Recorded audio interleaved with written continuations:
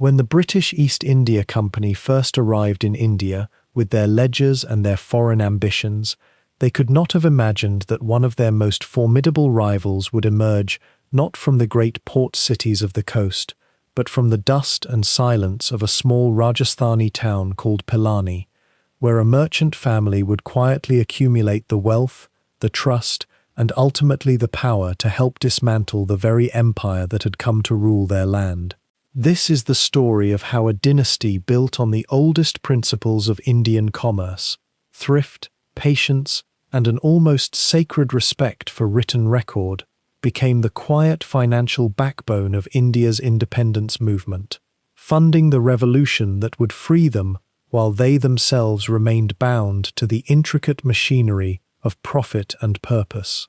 Few know that when Mahatma Gandhi himself needed resources to sustain the freedom struggle across decades of campaigns and imprisonments, he often turned not to grand public donations, but to discreet conversations with an industrialist who had learned, from his forebears, that true power lay not in the loudness of one's ambitions, but in the silence of one's ledgers. If you find yourself drawn to these slow, meticulously researched stories of how family duty, faith, and nationalist vision have woven themselves through the fabric of India's modern history, please consider subscribing as we continue to explore the lives and legacies of those who shaped a nation through the weight of their choices rather than the volume of their declarations. Now, imagine yourself in that courtyard at Pilani, in the hour before dawn, when the world still belongs to the night, but the first hints of light have begun their patient work against the eastern horizon. The air carries that peculiar quality of stillness that exists only in those moments before a place fully wakes. No birds yet, no voices, only the faint sound of wind moving through the carved stone passages of an old Haveli, the traditional merchant mansion that would become the heart of Birla family life for generations to come.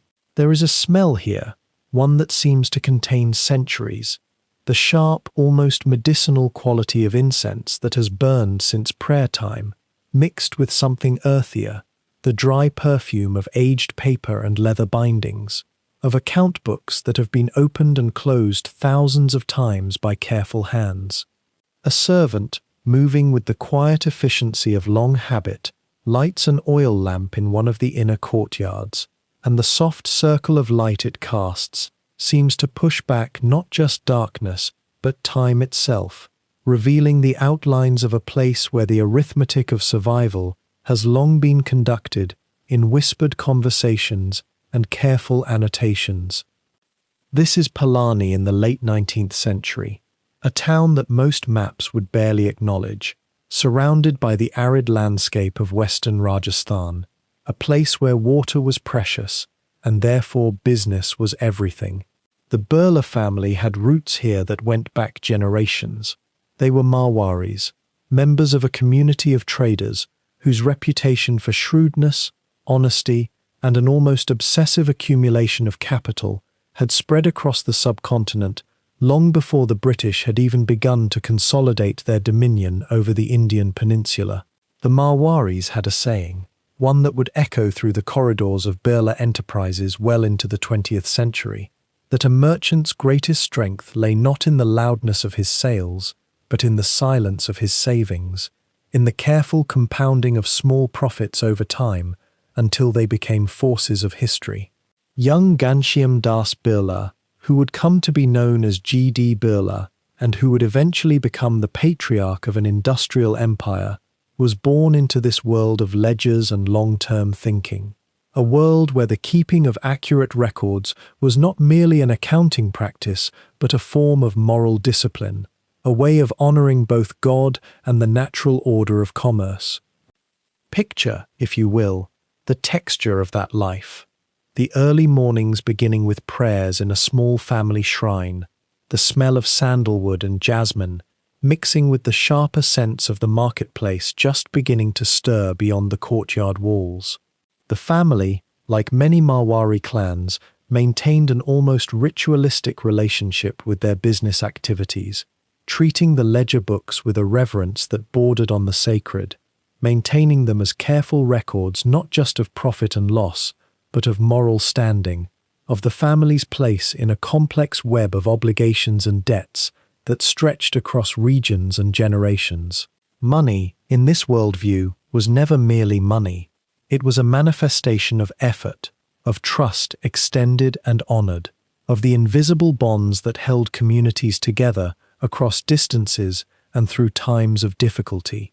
The Birlas had learned, over generations, that the accumulation of capital was inseparable from the accumulation of trust, that a merchant who honored his word could weather any storm that commerce might bring, and that the true measure of a family's worth lay not in how much they possessed at any given moment, but in how reliably others could depend upon their continued existence and reliability.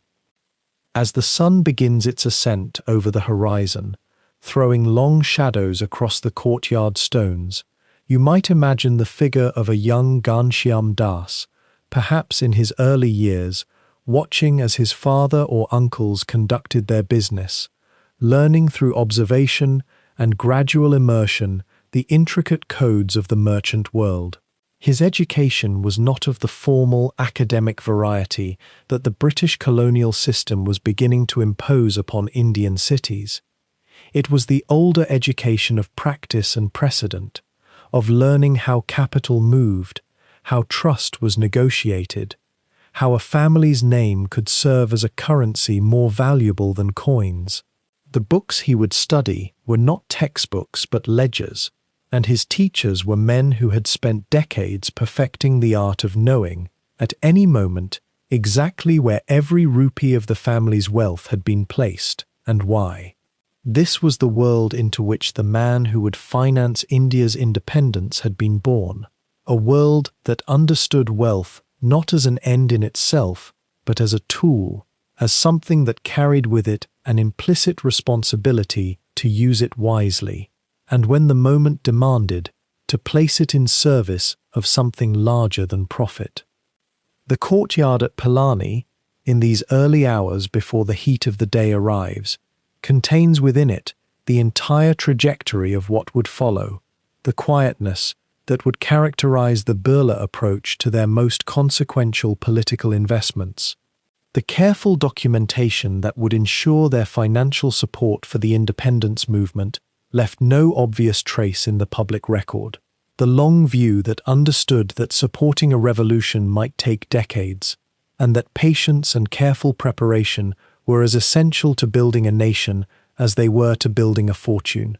As the full light of dawn finally arrives, spreading warmth across the stone and beginning to draw the first sounds of daily life from the awakening town beyond the walls, we find ourselves standing at the threshold of a story that would span continents and epochs, that would see a merchant family transformed into something more and something less than merchants, into something that India had never quite needed before, a bridge between the world of commerce and the world of conscience, between the ancient traditions of capital and the modern imperatives of nation building.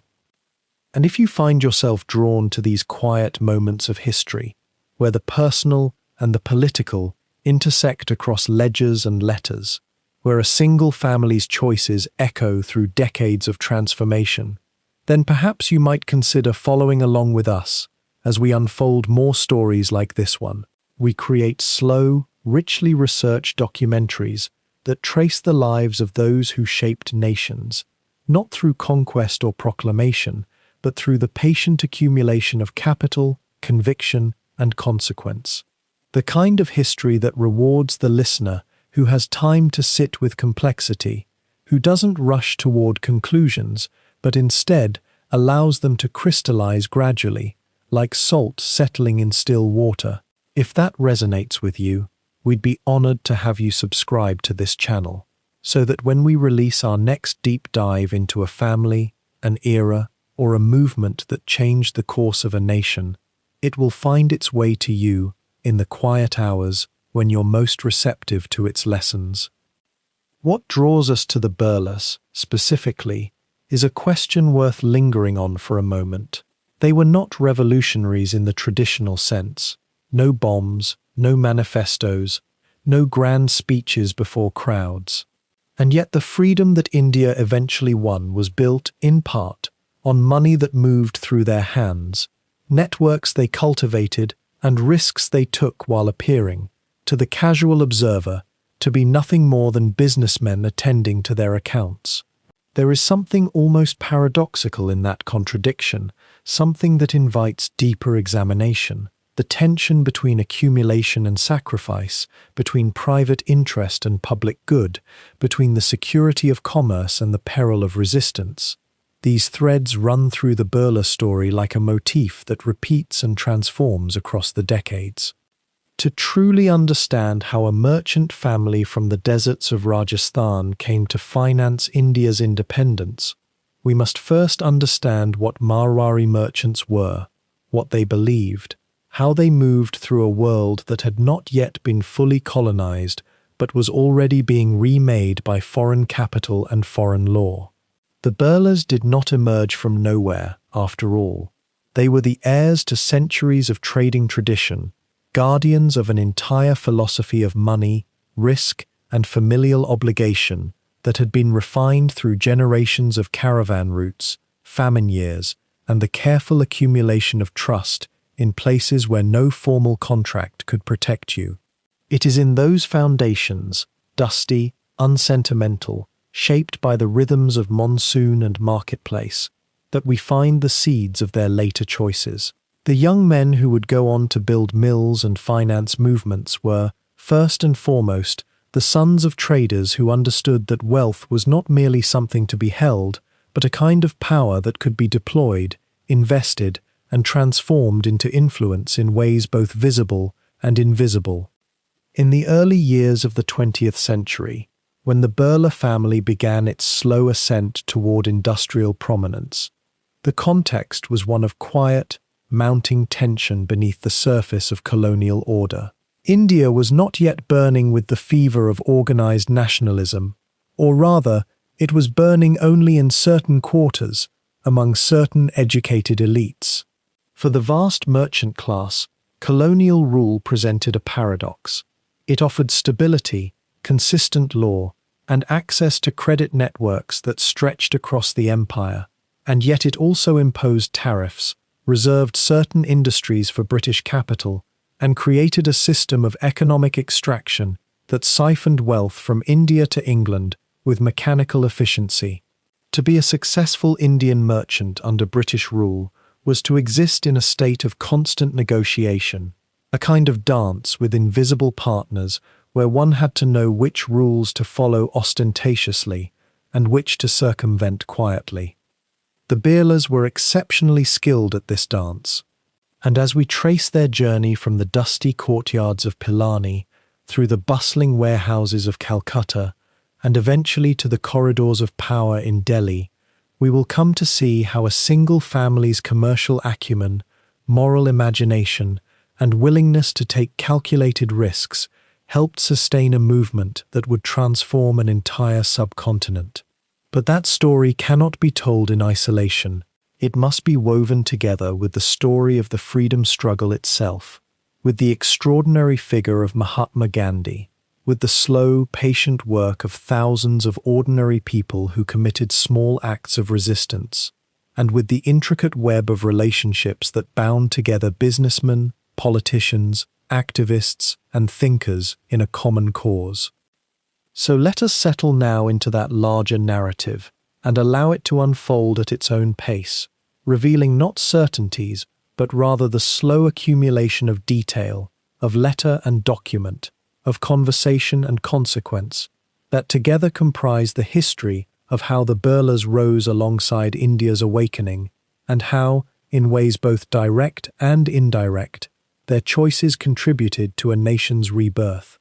To understand how the Birla Empire would one day finance India's independence, we must first descend into the ledgers and dust of Rajasthan, into the world of the Marwaris, a merchant caste whose name itself comes from Marwar, the arid region of northwestern India, where survival had always meant something more than mere acquisition. It meant vigilance, calculation, the careful stewarding of scarce resources across generations. The Birlas were Marwari traders, and this heritage shaped everything about how young Ghanshyam Das would later move through the world. In the villages and small trading posts of Rajasthan, fortunes were built not through ostentation, but through the exact opposite, through an almost ritualistic discipline of restraint. To be a merchant in this landscape was to understand that capital was never truly yours to spend. It was a trust, a seed to be guarded, multiplied, and passed forward. Whether this wisdom came from the harsh climate itself, where water was rationed and waste was survival's enemy, or from a deeper cultural memory embedded in the Marwari consciousness, we cannot say with certainty, but the correlation was unmistakable. Think for a moment about what thrift means in such a context. It is not the mere avoidance of luxury, though that was certainly part of it. Rather, it is a philosophy of seeing every rupee as a potential link in a chain that might one day span continents and generations. The Marwari trader did not ask himself whether he could afford a fine house or rich silks. He asked whether those purchases would diminish the capital available for the next venture, the next opportunity, the next moment when fate might demand swift action. And perhaps more fundamentally, he asked whether such indulgence might weaken the moral fiber of his sons, might make them soft, might erode the discipline that had kept his family prosperous through centuries of uncertainty and change. In the trading houses of Marwar, ledgers were kept with an almost sacred precision. These were not mere record books. They were maps of the future, genealogies of capital, stories written in numbers and dates. Young Ghanshyam Das would have grown up surrounded by the sound of pen on paper, by the murmur of men reconciling accounts, by the particular smell of ink and old paper that accumulates in rooms where commerce and memory live side by side. His father, Seth Baldeodis, was himself a merchant of considerable standing, and the boy was born into a world where numbers were the primary language, where trust was the only currency that mattered more than money itself.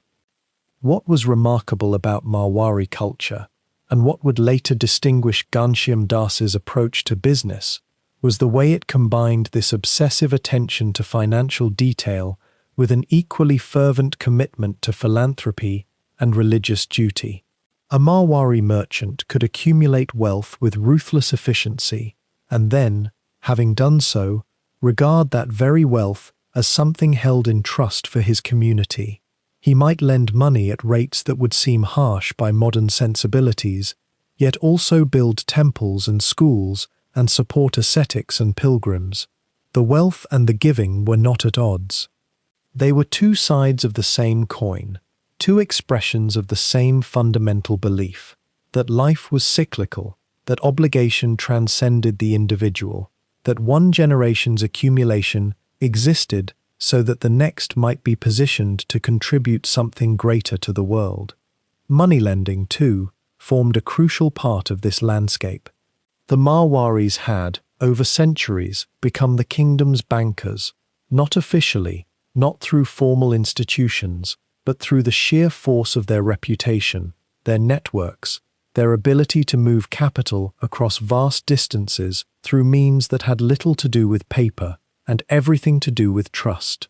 A merchant in Delhi could conduct business worth thousands of rupees with a Marwari trader in Rajasthan through nothing more than a verbal agreement and a letter that arrived weeks later, the understanding being that the letter merely formalized what had already been settled between men of honor. This system depended entirely on integrity. A broken promise meant not just financial loss, but the complete dissolution of one's place in the network, ostracism, in practical terms, from the entire apparatus of trade that made life possible. What does such a culture teach a young mind? It teaches that reputation is inseparable from money. It teaches that a businessman is only as good as his word, that his family's name carries more weight than his personal comfort, that every decision reverberates across time, and it teaches, perhaps most crucially, that the relationship between a lender and a borrower is not a transaction but a bond, one that carries with it implicit obligations of justice, wisdom, and restraint. Ghanshyam Das Birla inherited all of this without perhaps fully understanding what he had inherited.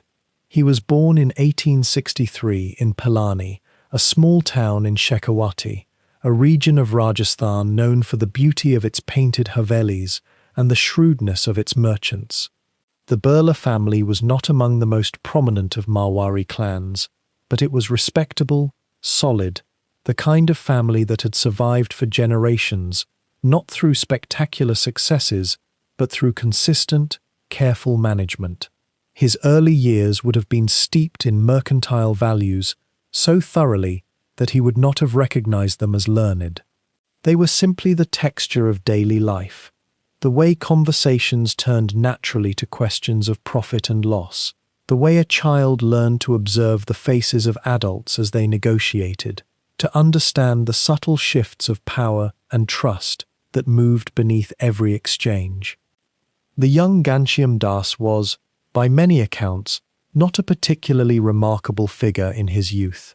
He was dutiful, competent, attentive. He kept accounts carefully. He honored his commitments.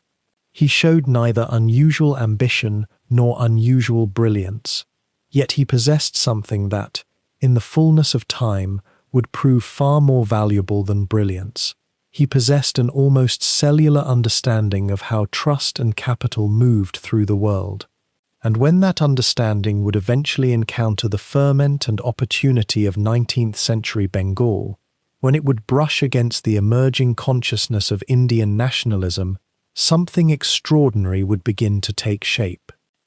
But first, the young man would need to leave the courtyard of Pilani.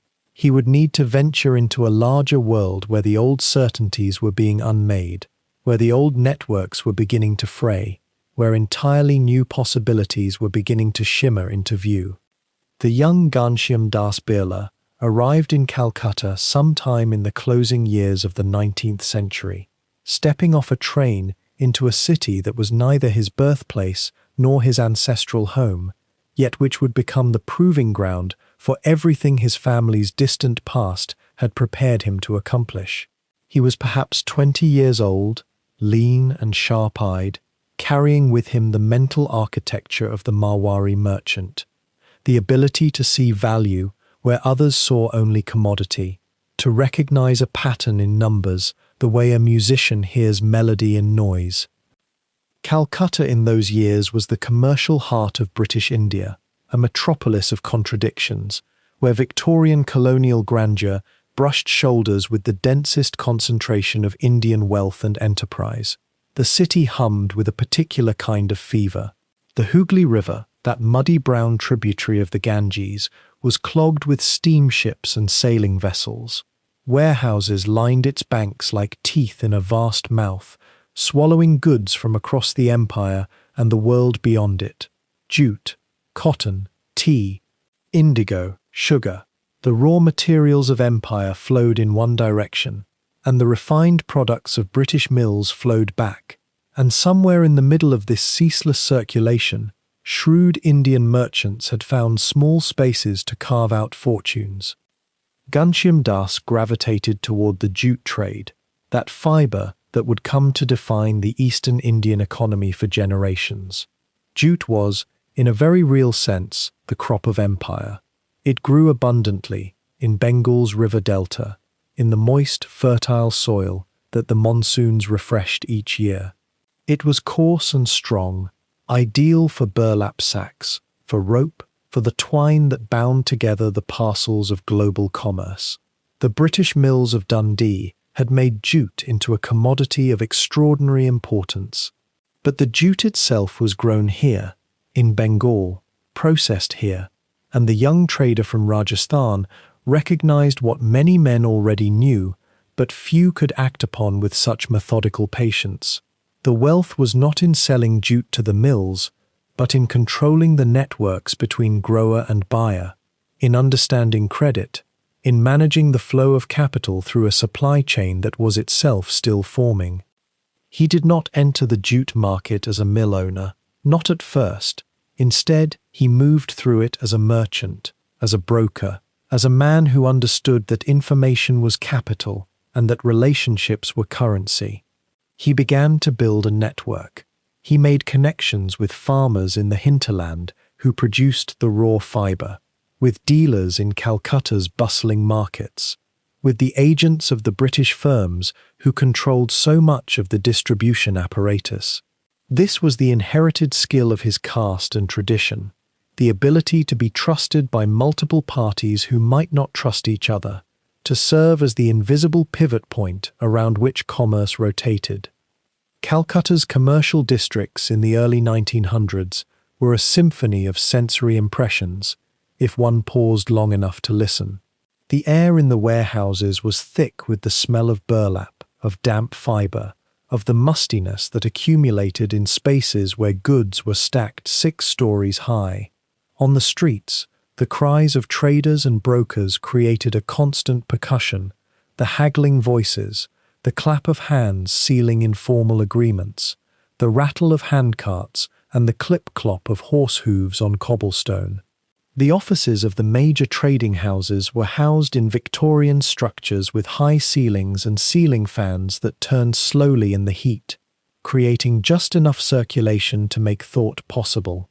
Ledgers were everywhere, thick volumes bound in leather or cloth, their pages filled with the careful handwriting of countless clerks who recorded every transaction, every debit and credit, building the paper architecture upon which commerce depended. The cotton trade, which would come to occupy an equally important place in Ghanshyam Das's growing portfolio, operated in a similar ecosystem but with slightly different rhythms and relationships. Cotton was older as a commodity in Indian trade. It had been cultivated here for millennia, and the British had turned it into something far more systematized and extractive. Indian cotton, particularly from the fields of Gujarat and the Deccan, was being shipped to Manchester and Liverpool, spun into cloth by British mills, and then sold back to Indian consumers at prices that enriched British merchants while impoverishing Indian weavers. This was the paradox that would later weigh so heavily on Ghanshyam Das's conscience, though in these early years he was simply watching, learning, beginning to grasp not just the mechanics of trade, but its deeper political architecture. What is it that allows a young man of perhaps modest means, without family connections in a new city, to gain entry into these circles of commerce? The answer lies partly in the universality of the ledger, the language of numbers that transcends region and caste. If your calculations are exact, if your word can be trusted, if you can demonstrate knowledge and discretion in matters of business, doors will open. Ghanshyam Das possessed all of these qualities in abundance, and he possessed something else as well, the confidence of a man from a merchant family, so ancient and well-established that he carried its reputation like an invisible credential. His ventures in these early years were not large by the standards of the great British firms or even the most established Indian houses, yet they were profitable, and more importantly, they were models of the kind of operation he would later expand exponentially. He began to accumulate capital. He began to take on partners, to establish his own small trading houses, to diversify his holdings so that whether jute prices rose or cotton declined, whether monsoons were abundant or scarce, he would find pathways to prosperity. The sounds of this commerce, the rhythms of negotiation and calculation, the endless circulation of goods and information through the networks of Calcutta's merchant quarter, all of this became the soundtrack to his young manhood. He was learning not just the mechanics of trade, but something deeper, how money moves through a society, how trust is the invisible medium through which capital flows, how a man with patience and intelligence and absolute integrity could position himself at the center of these flows and gradually bend them toward his own purposes, and eventually toward purposes that transcended his own wealth entirely. The great trading houses of India, by the late 19th century, had begun to feel the slow tightening of a noose they could not quite see. British colonial policy, it would seem, was not interested in competition. What had begun as commerce, the English East India Company buying and selling, negotiating and securing, had transformed into something far more deliberate, an architecture of control, a system designed not merely to profit from India, but to make India profit for Britain alone. The Birlas, like other Marwari families rising in Calcutta and beyond, watched this architecture being built brick by brick, and they understood, with the intuitive clarity that comes from centuries of trading across contested borders and hostile kingdoms, that survival meant adaptation. But adaptation in the face of British commercial law was a far subtler game than anything their ancestors had played in the desert kingdoms of Rajasthan. Consider for a moment the landscape of colonial trade in those years. Britain had systematized its extraction through tariffs and monopolies. Indian textiles, which had once clothed the world, were now deliberately undercut by Manchester mills. Indian indigo was displaced by German synthetic dyes. The raw materials of India, cotton, jute, timber, flowed out at controlled prices, while manufactured goods flowed back in, protected by imperial preference.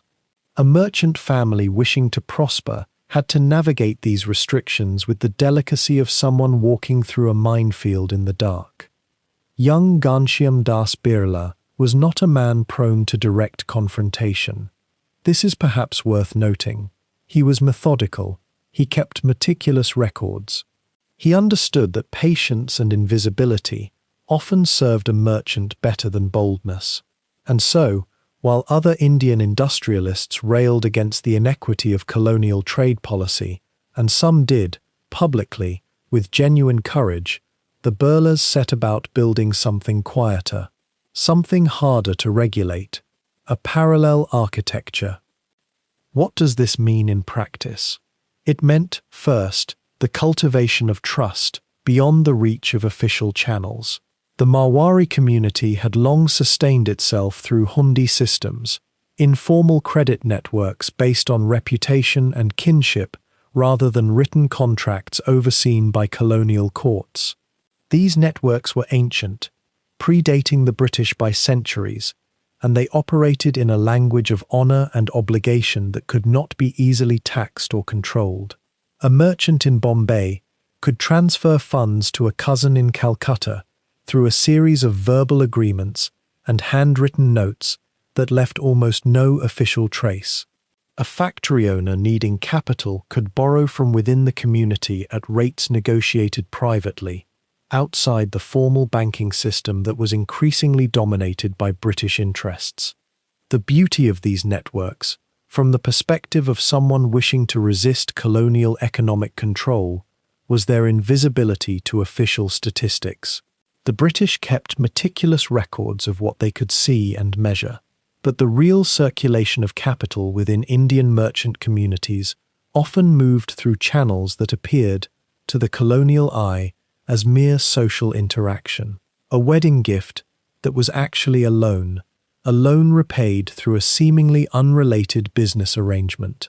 A portion of profits invested in a relative's venture when it was, in truth, a strategic allocation of resources to strengthen the entire network.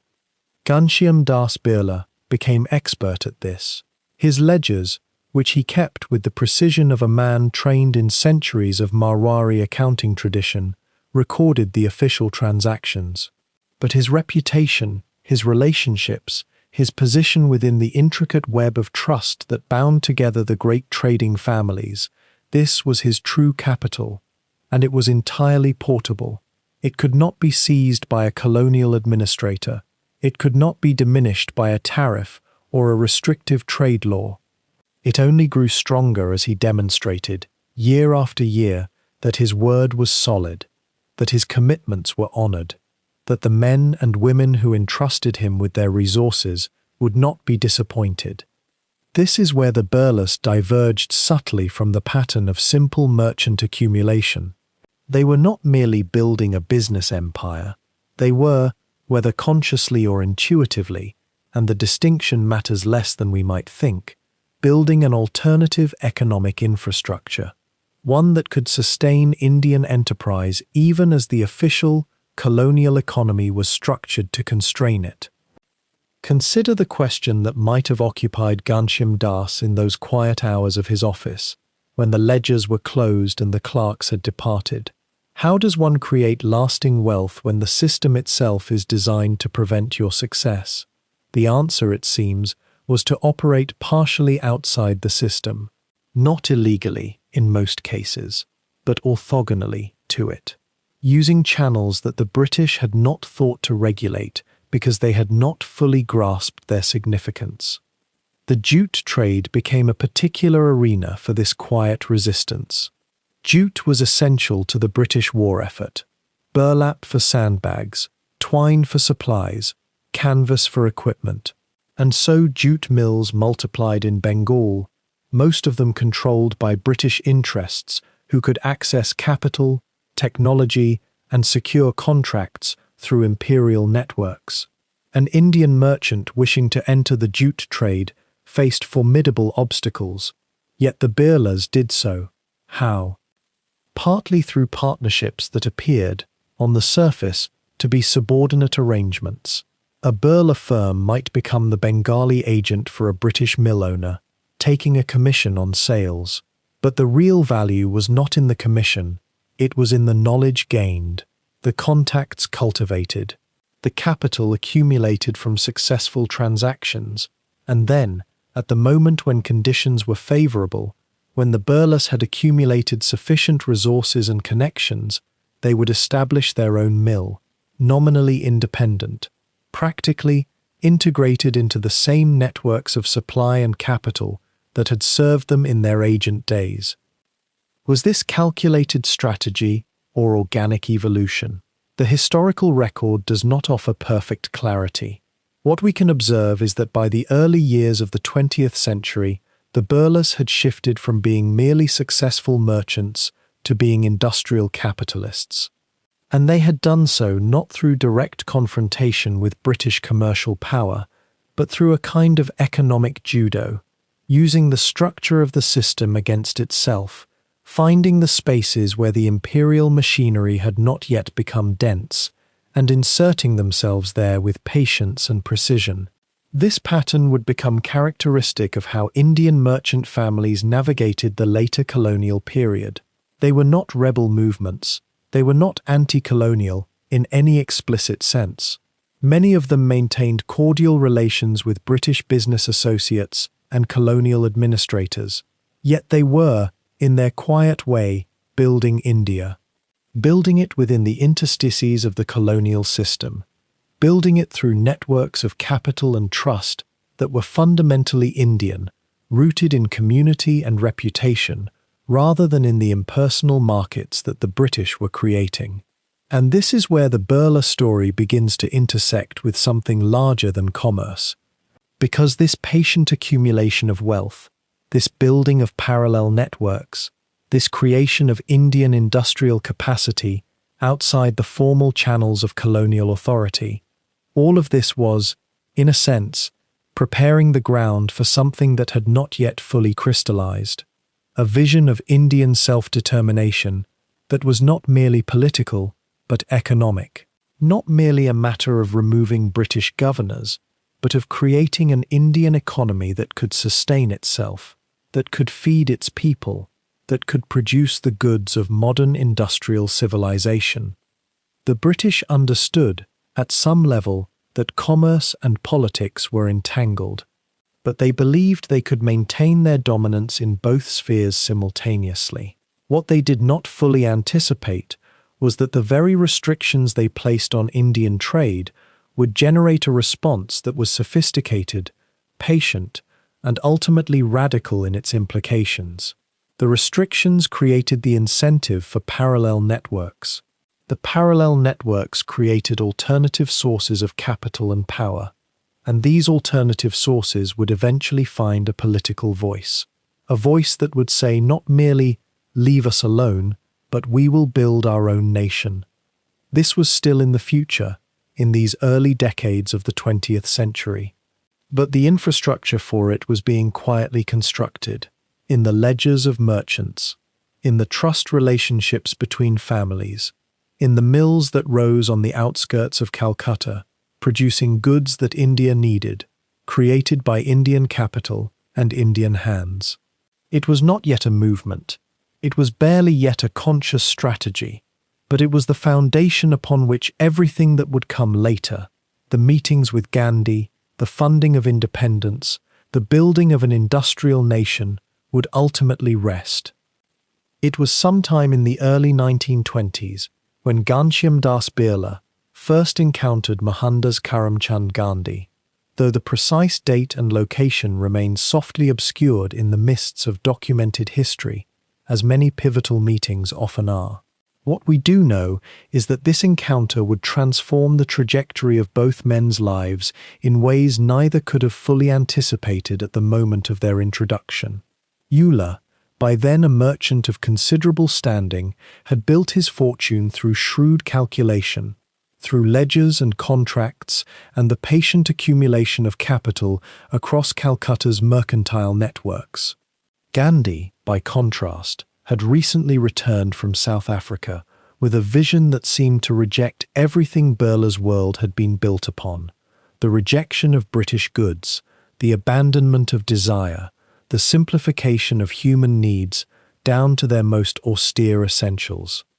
One can imagine the peculiarity of that first meeting from almost every conceivable angle.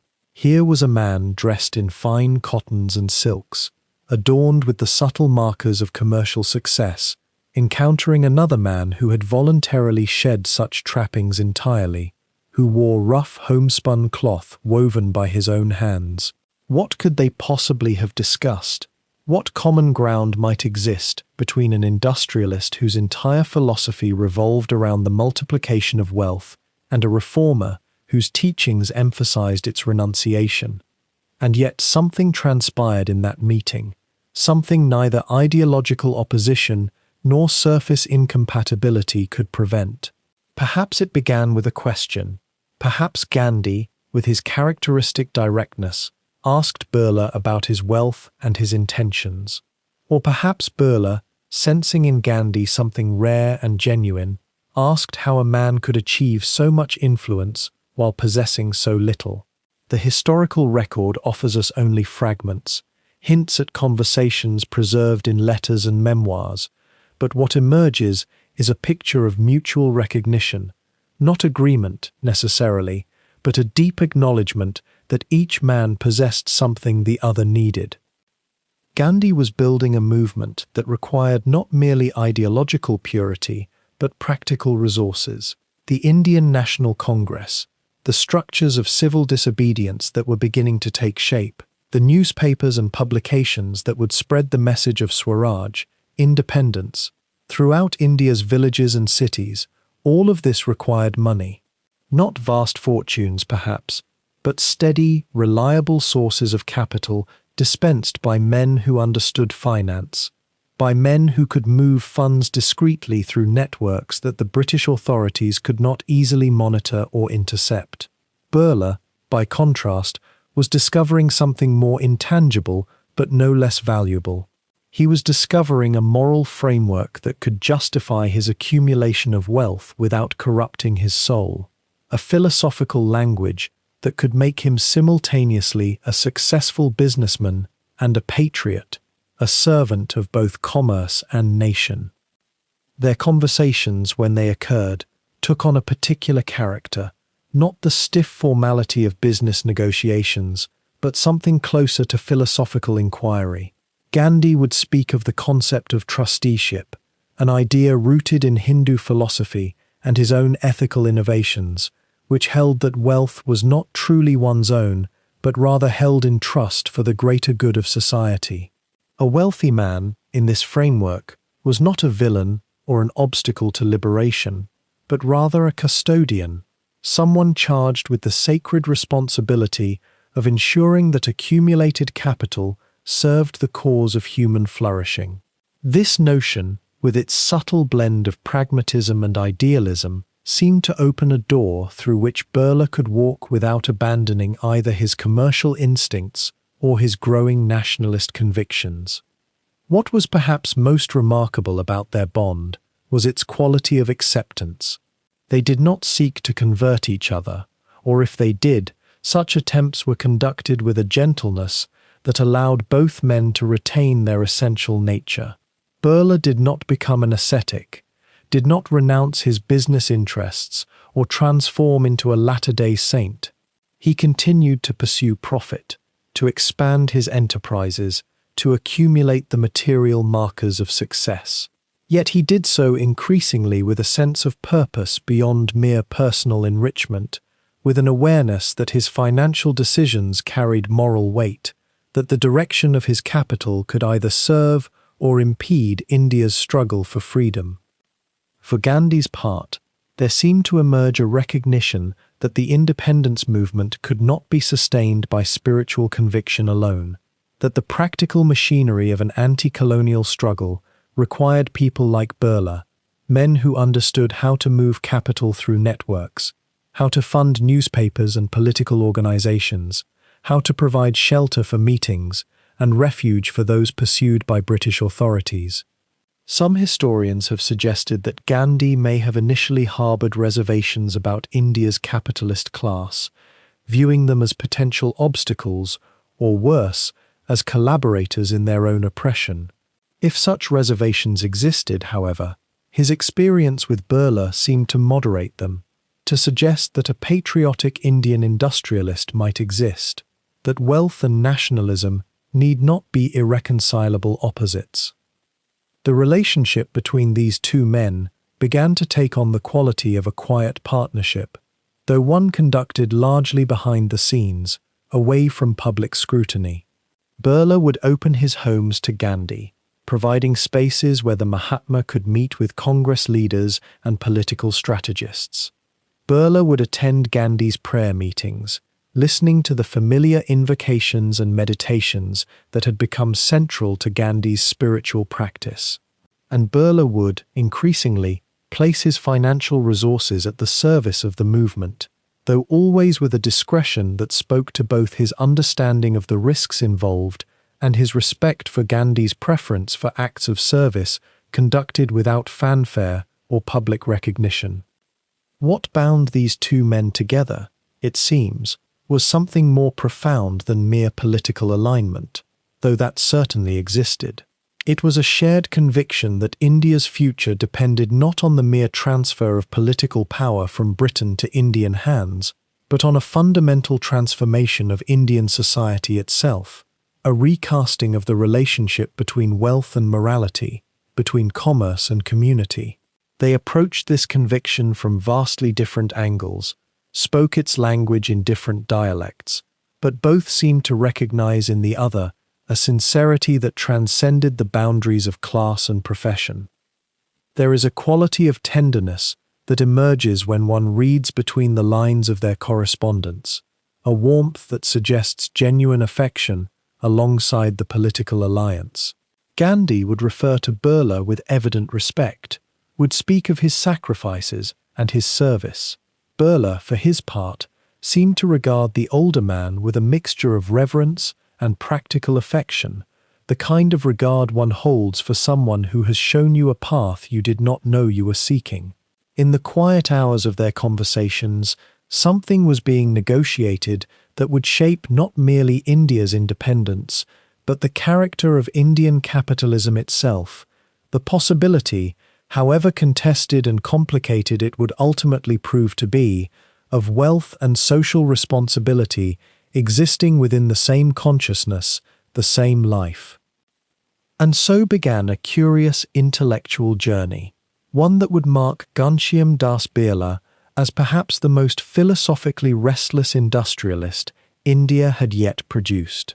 For in Gandhi, he encountered not merely a political leader, but a thinker who had constructed an entire economic philosophy out of his own inner austerity and his observations of village life. This philosophy, which came to be known as Gandhian economics, rested on premises that seemed, at first glance, almost incompatible with the very nature of industrial accumulation itself. Gandhi believed deeply, and with almost cellular conviction, that true wealth lay not in the multiplication of material possessions, but in the cultivation of self-sufficiency and moral restraint. He spoke often of the spinning wheel, the charkha, as more than a symbol of independence from British cloth mills. It represented, in his mind, a return to a natural rhythm of production, one that honored human dignity and kept greed at bay. He believed that if every village, every household, could produce its own cloth, its own basic necessities, then the elaborate machinery of industrial exploitation would lose its justification. Power would return to the hands of ordinary people. Birla, listening to these ideas during their meetings in those early years of their acquaintance, faced a profound internal contradiction. Here he sat, a man whose entire fortune was built upon the exact opposite principle. He owned textile mills, jute factories, mills that employed thousands, that generated wealth on a scale that could never be matched by a village woman at her spinning wheel. How could he, in good conscience, both finance a man advocating for the dissolution of the very industrial system upon which his own fortunes rested, and continue to expand that system?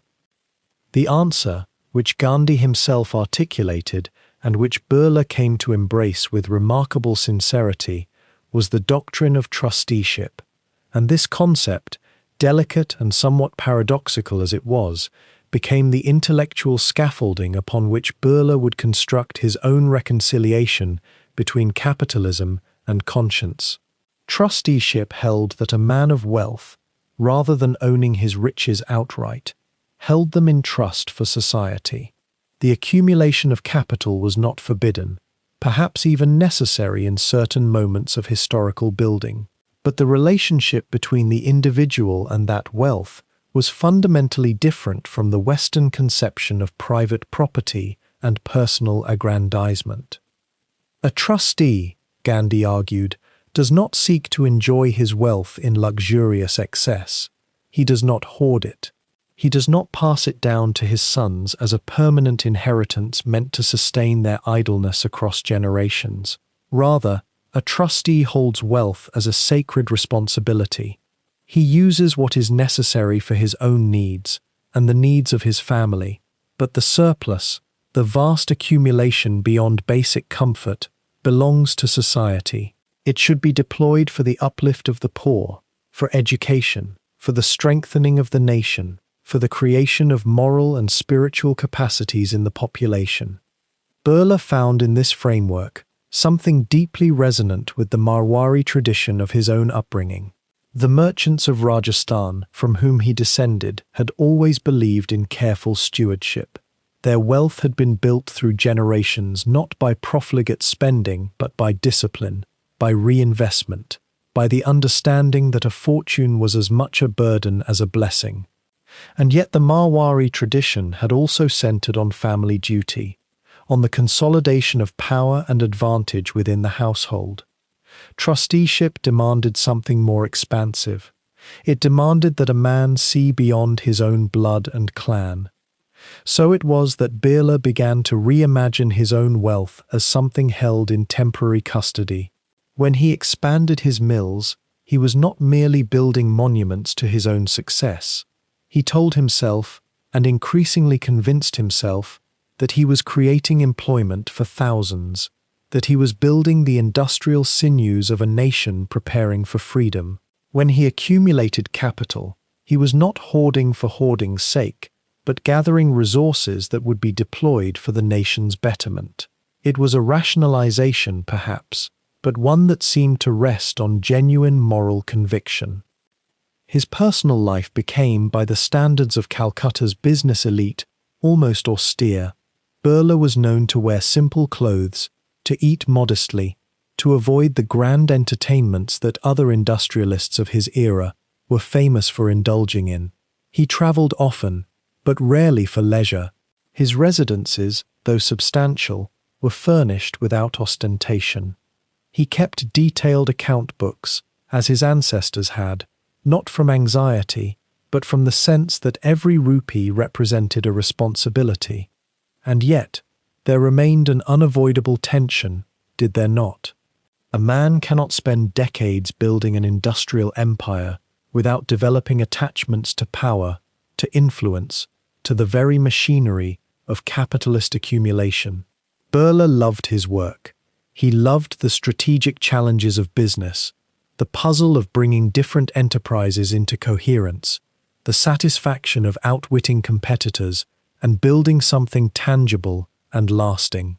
Was this, then, a betrayal of Gandhian simplicity, or could one argue that the very excellence with which he pursued industrial development was itself a form of service, that to run a business poorly would be to squander the trust society had placed in him? These were not questions with easy answers, and one senses, reading through the sparse personal writings and memoirs that survive, that Birla wrestled with them throughout his life. He donated generously to educational institutions. He supported temples and religious foundations, seeing in spiritual culture a counterbalance to materialism. He became involved in village uplift programs, attempting to marry Gandhian village economics with modern industrial capacity. The spinning wheel occupied an honored place in Birla House, a gentle reminder of the vision to which he had pledged his allegiance, even as the looms continued their endless rhythmic work. It was perhaps inevitable that socialists within the independence movement viewed Birla with suspicion. How could a capitalist, they asked, genuinely commit to a revolution against capitalism itself? To them, his claim to be a trustee rather than an owner was merely sophisticated camouflage for the same old accumulation of private wealth. And there was truth in that criticism. Even with the best intentions, Birla's children would inherit substantial fortunes. His businesses continued to generate private profit. The power he wielded, whether understood as trusteeship or not, was still power concentrated in the hands of a single family. But it is also worth considering that Birla's version of reconciliation, however imperfect, offered something that pure ideological purity often cannot. It allowed a man of genuine ability and commitment to remain engaged in nation-building rather than retreat into either cynicism or irrelevance. It created a philosophical framework in which industrial development and nationalist aspiration could coexist, in which the creation of wealth and the service of the poor could be held in the same moral sentence. Whether this was wisdom or self-deception is perhaps a question each listener must answer for themselves, suspended there in the realm between certainty and doubt, where so much of history actually dwells. The architecture of an industrial empire, as it turned out, was not built in moments of triumph or grand ceremonies. It grew instead through quiet decisions made in lamplit offices, through conversations that lasted hours, and through the patient accumulation of capital that could be redirected over and again toward new horizons. And so the story of Birla Mills begins not with fanfare, but with a simple observation. India's cotton was being shipped raw to Manchester, woven into cloth, and shipped back to India at prices that ensured British profits and Indian dependency. Ghanshyam Das Birla understood this arithmetic, as all true merchants do. He understood it not as a moral outrage, though it was, but as an opportunity written in the ledger of economic possibility. In the years following the First World War, with the British economy strained and attention divided across an empire stretched too thin, there emerged a peculiar opening. Indian merchants who had accumulated sufficient capital could now contemplate what had seemed impossible a generation earlier, building their own mills, spinning their own yarn, weaving their own cloth. The textile industry became, in many ways, the heartland of Indian industrial ambition, and Birla recognized that whoever moved decisively into this space would not only build wealth, but would strike a blow, however quiet, however veiled, against the colonial system itself.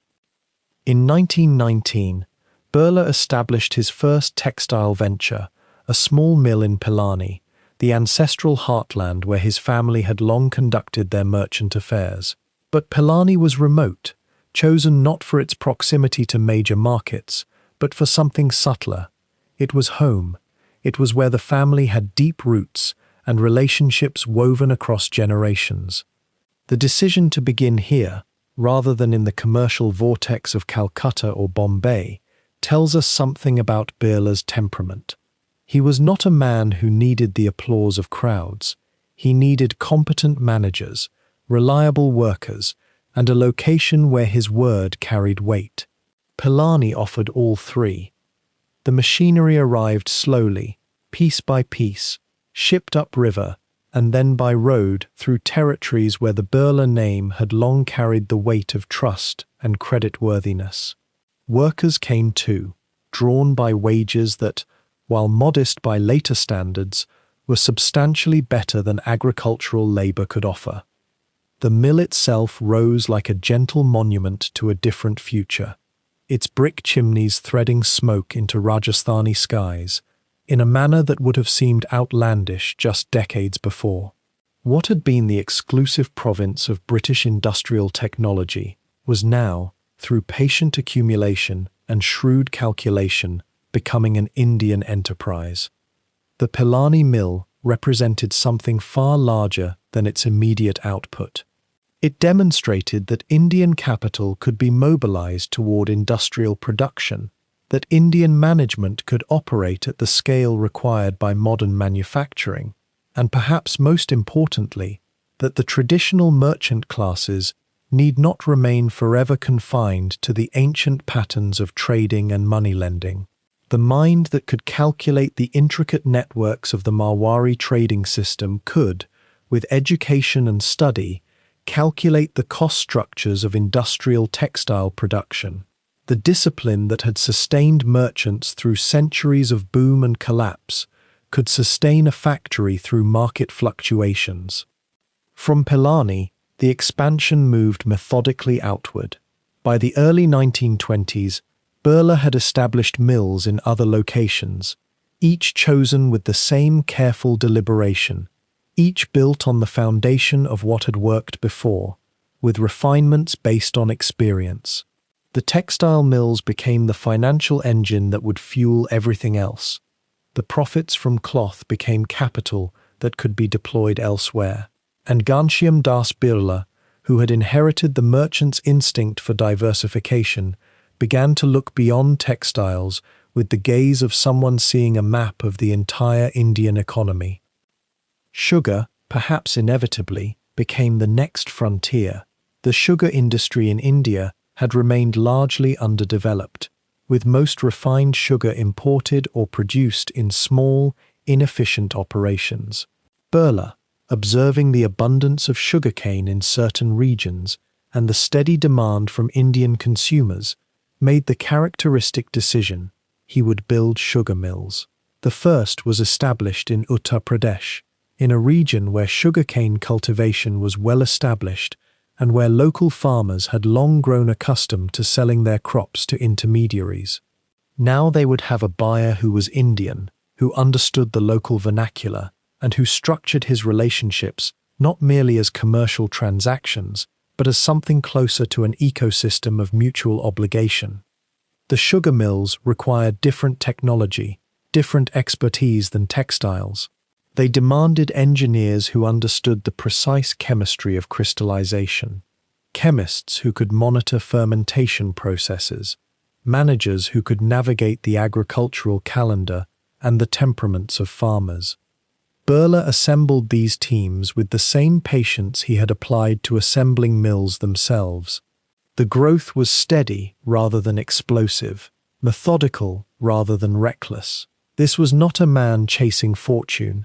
It was a man building a structure that would endure. And then came cement, The expansion into cement, which occurred in the late 1920s and early 1930s, reveals the deepest logic of Birla's industrial vision. Cement is the material of construction, the foundation of infrastructure. A nation that seeks to industrialize, to modernize, to build railways and roads and bridges and factories requires vast quantities of cement. The British, recognizing this, had largely monopolized cement production, manufacturing it primarily for their own imperial projects or under their own corporate control. But here too, Birla saw not a barrier, but an opportunity.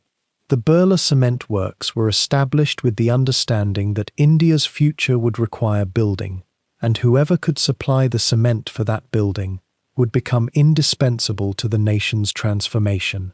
It was a visionary observation, not in the romantic sense of vision, but in the practical sense. Birla was positioning his capital at a point where growth seemed likely, where demand would inevitably increase, where his supply would become harder to do without.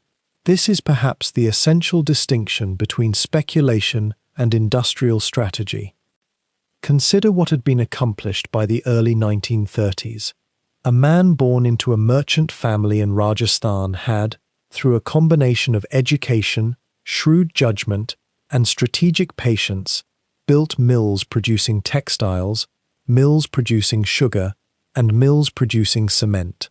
The financial flows from these enterprises created capital that could be reinvested, distributed, or strategically deployed elsewhere. And the empire was still young. There would be more expansion still, into chemicals, into aluminum, into dimensions that could not yet be fully foreseen. But the mills themselves, standing across the landscape of India in the 1930s, represented something that went beyond industrial output. They were visible proof that Indian capital could be mobilized toward modern production at scale. They were employers of thousands, sources of wealth for communities, suppliers to an emerging Indian economy that was slowly, almost despite itself, beginning to develop indigenous capacity. And they were the financial sinews that would, throughout the independence struggle, allow Ghanshyam Das Birla to quietly, persistently, sustain the political movement that sought to dismantle the very colonial system that had, in its constraints and monopolies, created the space for Indian industrialists to emerge. The architecture of an empire, built brick by brick, mill by mill, year by year. It was not romantic, but it was real, and it would prove, in the decades to come, to be far more durable than many grander visions of how power might be seized or held. By the 1920s, the relationship between Ghanshyam Das Birla and Mohandas Karamchand Gandhi had deepened into something far more consequential than philosophical accord. It had become, quietly and without fanfare, in the public record, a conduit for something the independence movement desperately needed: reliable, substantial capital. Gandhi himself, bound by his vows of simplicity, could not accumulate or manage money. The Congress Party, energized by millions of Indians but perpetually starved of funds, existed in a state of chronic financial precarity. And Birla, having grown vastly wealthy through his industrial ventures, found himself positioned at a crucial juncture, a man of considerable means whose conscience had been awakened by the ascetic who slept on a mat beside him. The nature of these transfers, when we examine them now across nearly a century's distance, reveals something about the texture of India's independence struggle that is often obscured by the grander narratives of salt marches and mass arrests. Money moved, quietly, through channels that were deliberate but never flamboyant. Birla's ledgers, those sacred repositories of Marwari accounting, began to carry entries that served purposes far beyond commercial profit. Some historians estimate that at various critical junctures between the 1920s and the 1940s, Birla provided funds that constituted a significant portion of the Congress's operational budget. The figure is impossible to pin down with absolute precision, Some sources suggest millions of rupees over 2 decades, though the exact accounting has been disputed and debated by scholars ever since. What is clear, however, is the discretion with which it was done. Birla did not announce his contributions. There were no public declarations of patriotic fervor. Instead, meetings would occur in the evening hours, often at Birla House itself, or occasionally at other residences. Money would be discussed in hushed tones, sometimes represented as loans that everyone involved understood would never be repaid in the conventional sense. Other times simply as transfers between trusted associates. The Indian National Congress, meanwhile, used these funds to sustain its organizational apparatus, to pay for the printing of pamphlets and newspapers that circulated underground, to support political prisoners and their families, to finance travel and coordination among leaders scattered across the subcontinent. Every arrest, every imprisonment, every organized protest had hidden costs that ordinary donations from ordinary citizens could not fully meet. The British colonial authorities, of course, suspected this. The surveillance apparatus of empire was extensive and paranoid. There were reports, memos, intelligence documents generated by British officials trying to trace the source of the Congress's financing. Yet proving anything definitively was difficult.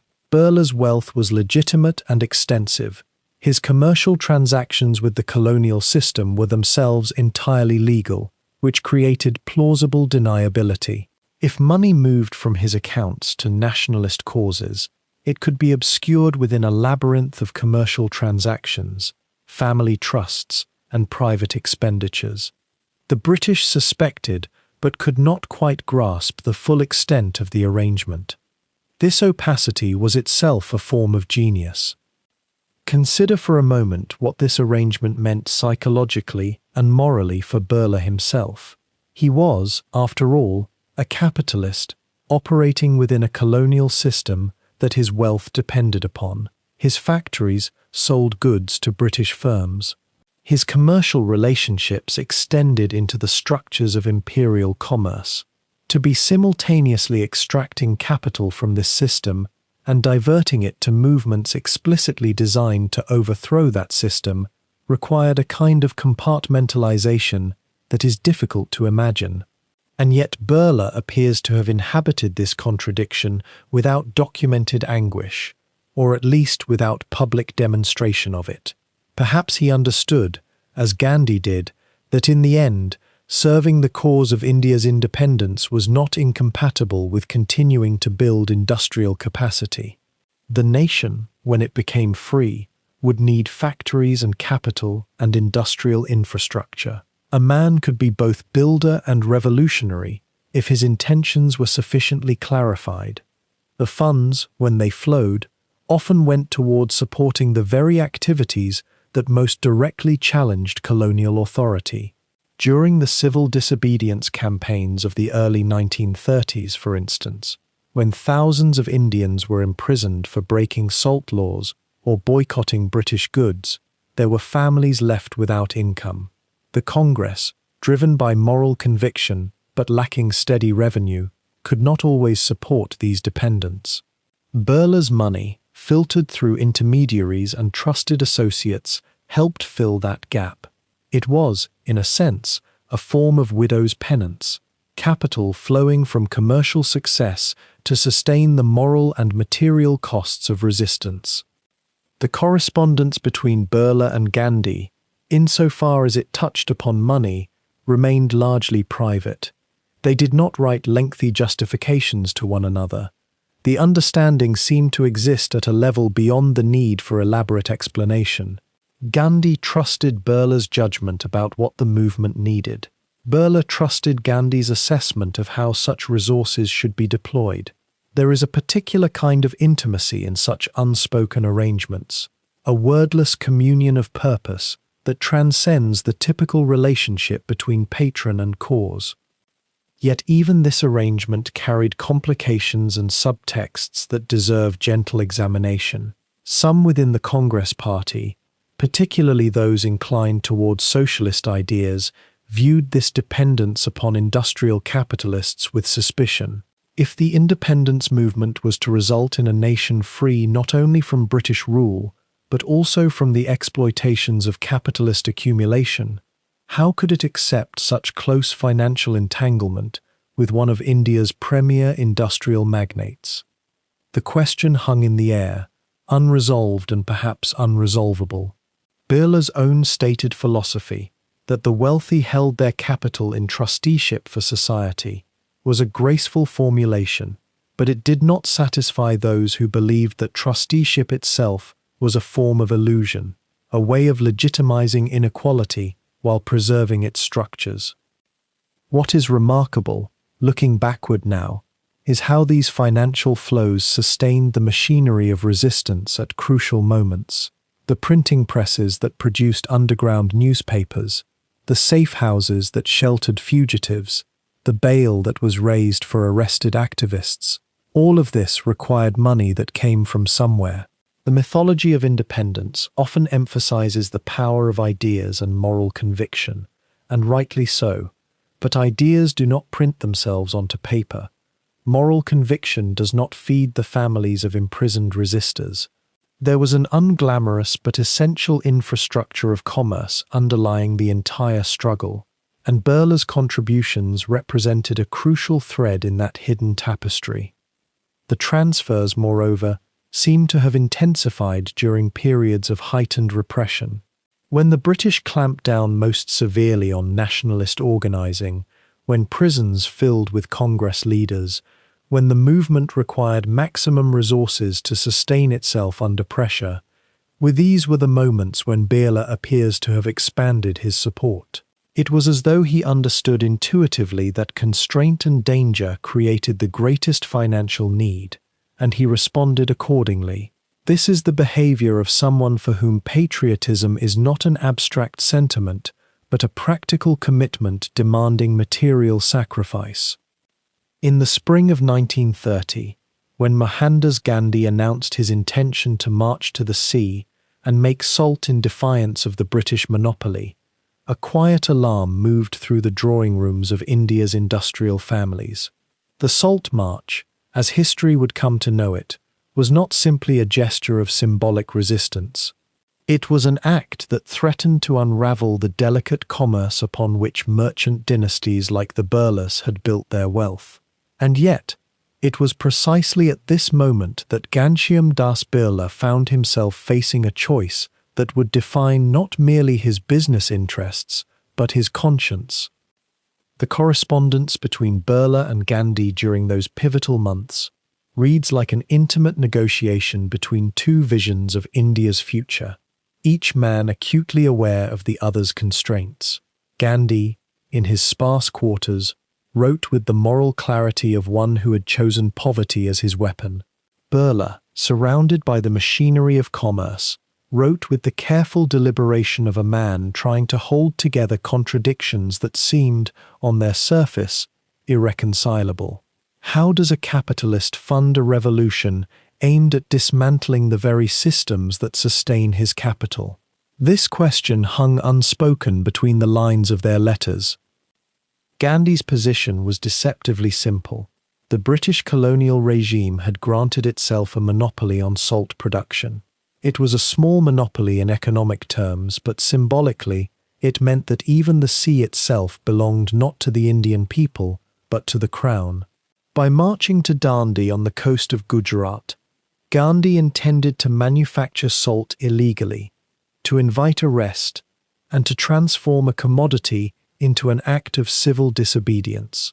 The beauty of the Salt March lay in its accessibility. Any person, regardless of caste or class, could make salt. Any person could be arrested. It was democracy made tactile, made visible. For Birla, the implications were more complicated than they might have first appeared. If the movement succeeded, if millions of Indians stopped cooperating with the British commercial apparatus, his own mills and enterprises would be caught in the crossfire. The jute factories that had made him wealthy depended, at least partially, on colonial trade routes. The cotton mills existed in symbiotic relationship with British textile regulations. A true cessation of cooperation with the British Empire would mean, ultimately, the sacrifice of profits.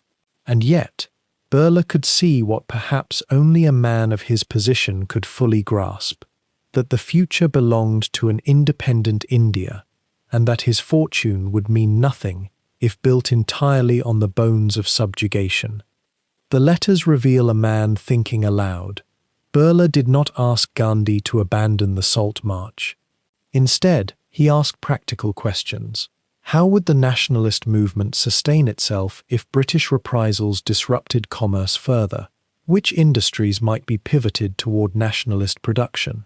What was the timeline for sustained civil disobedience? These were not the questions of a man trying to convince Gandhi to retreat. They were the questions of a financier trying to understand the shape of the coming storm, so that he might position his capital not against it, but within it. Gandhi's responses carried their own kind of realism, wrapped in moral conviction. He did not pretend that the path would be economical. He acknowledged that suffering would follow, but he wrote with certainty that a people who had regained their self-respect could rebuild anything. Wealth, he seemed to suggest, was not the scarcest resource in a colonized nation. Dignity was, and dignity, once recovered, made possible the recovery of all other things. As the Salt March unfolded in April of 1930, Birla made a decision that would resonate through his family's history. He did not march to Dandi himself. His position as an industrialist and a man of property made such a gesture symbolically complicated, and both he and Gandhi understood this. But he did something perhaps more consequential. He quietly opened his financial channels to support the arrested marchers, to sustain the families of imprisoned protesters, and to fund the organizational machinery of civil disobedience. The money moved through networks carefully constructed to avoid British scrutiny. Though British intelligence officers were certainly aware of these flows, they could not prove illegality easily, and they also knew that arresting Birla on such charges would transform him into a martyr of an even more dangerous sort. The letters from this period grow more frequent and more urgent. Gandhi, now arrested, writes from Yawada prison in Pune. Birla, still at liberty, writes from Calcutta or Delhi, his tone growing more assured as he grasps the magnitude of what is unfolding. Thousands are being imprisoned. Civil disobedience is spreading like monsoon rains across the subcontinent. The British authorities, caught between the desire to crush the movement and the political cost of mass arrests, are uncertain how to proceed. And throughout all of this, money continues to flow. Not lavishly, not ostentatiously, but persistently and with clarity of purpose. What strikes the reader of these letters is the absence of recrimination on either side. Gandhi does not scold Birla for remaining a capitalist. Birla does not ask Gandhi to compromise on non-violence or on the moral absolutism of civil disobedience. Instead, there exists a kind of mutual recognition that different people play different roles in the unfolding of a liberation. The businessman and the ascetic, the man of property and the man of simplicity, have each come to understand that their apparent opposition is actually a form of complementarity. One particular exchange from the summer of 1930 deserves attention. Birla writes to Gandhi, expressing concern that some nationalist leaders are beginning to speak of seizing British assets outright, of moving toward violence if civil disobedience is not soon granted concessions. This is a moment of genuine political anxiety. The movement is becoming volatile. It is beginning to exceed Gandhi's control. Birla, in his characteristic way, is asking what can be done to maintain the integrity and the non-violence of the struggle. Gandhi's response carries the weight of his prison reflections. He writes that he cannot promise immunity from violence, but that he can promise his own commitment to truth, and that if others lose their way, that is a tragedy to mourn, but not a reason to abandon the path. For Birla, this response is almost a kind of absolution. He is being told that his role as a financier, his participation in supporting the movement through capital, rather than through bodily resistance, is legitimate. Not merely permitted, but necessary. The movement requires money, organization, legal support for arrested resistors, food for families whose breadwinners have been imprisoned. These are not secondary contributions. They are essential to the movement's survival. As the civil disobedience years unfold, stretching from 1930 through the early 1930s, Birla's correspondence with Gandhi becomes increasingly strategic. They discuss not merely the funding of present resistance, but the architecture of post-independence India. What will happen when the British leave? How should Indian industry be organized? Should there be a planned economy or a market-based one? These are not the conversations of men focused solely on the immediate moment. They are conversations about the world being born even as the old world fights to maintain itself. The letters also reveal occasional tensions, softly expressed but nonetheless present. Gandhi sometimes questions whether Birla's industrial enterprises are truly aligned with the principles of Swadeshi, the indigenous economic self-sufficiency that Gandhi championed. Birla gently defends his enterprises as examples of Indian capital building Indian strength, even if they are not yet perfectly aligned with Gandhian ideals.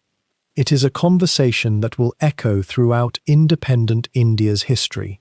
Can a capitalist truly be a nationalist?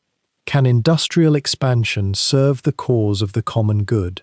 Can wealth be accumulated with moral integrity? What is perhaps most remarkable about this correspondence is what it reveals about the nature of political movements themselves.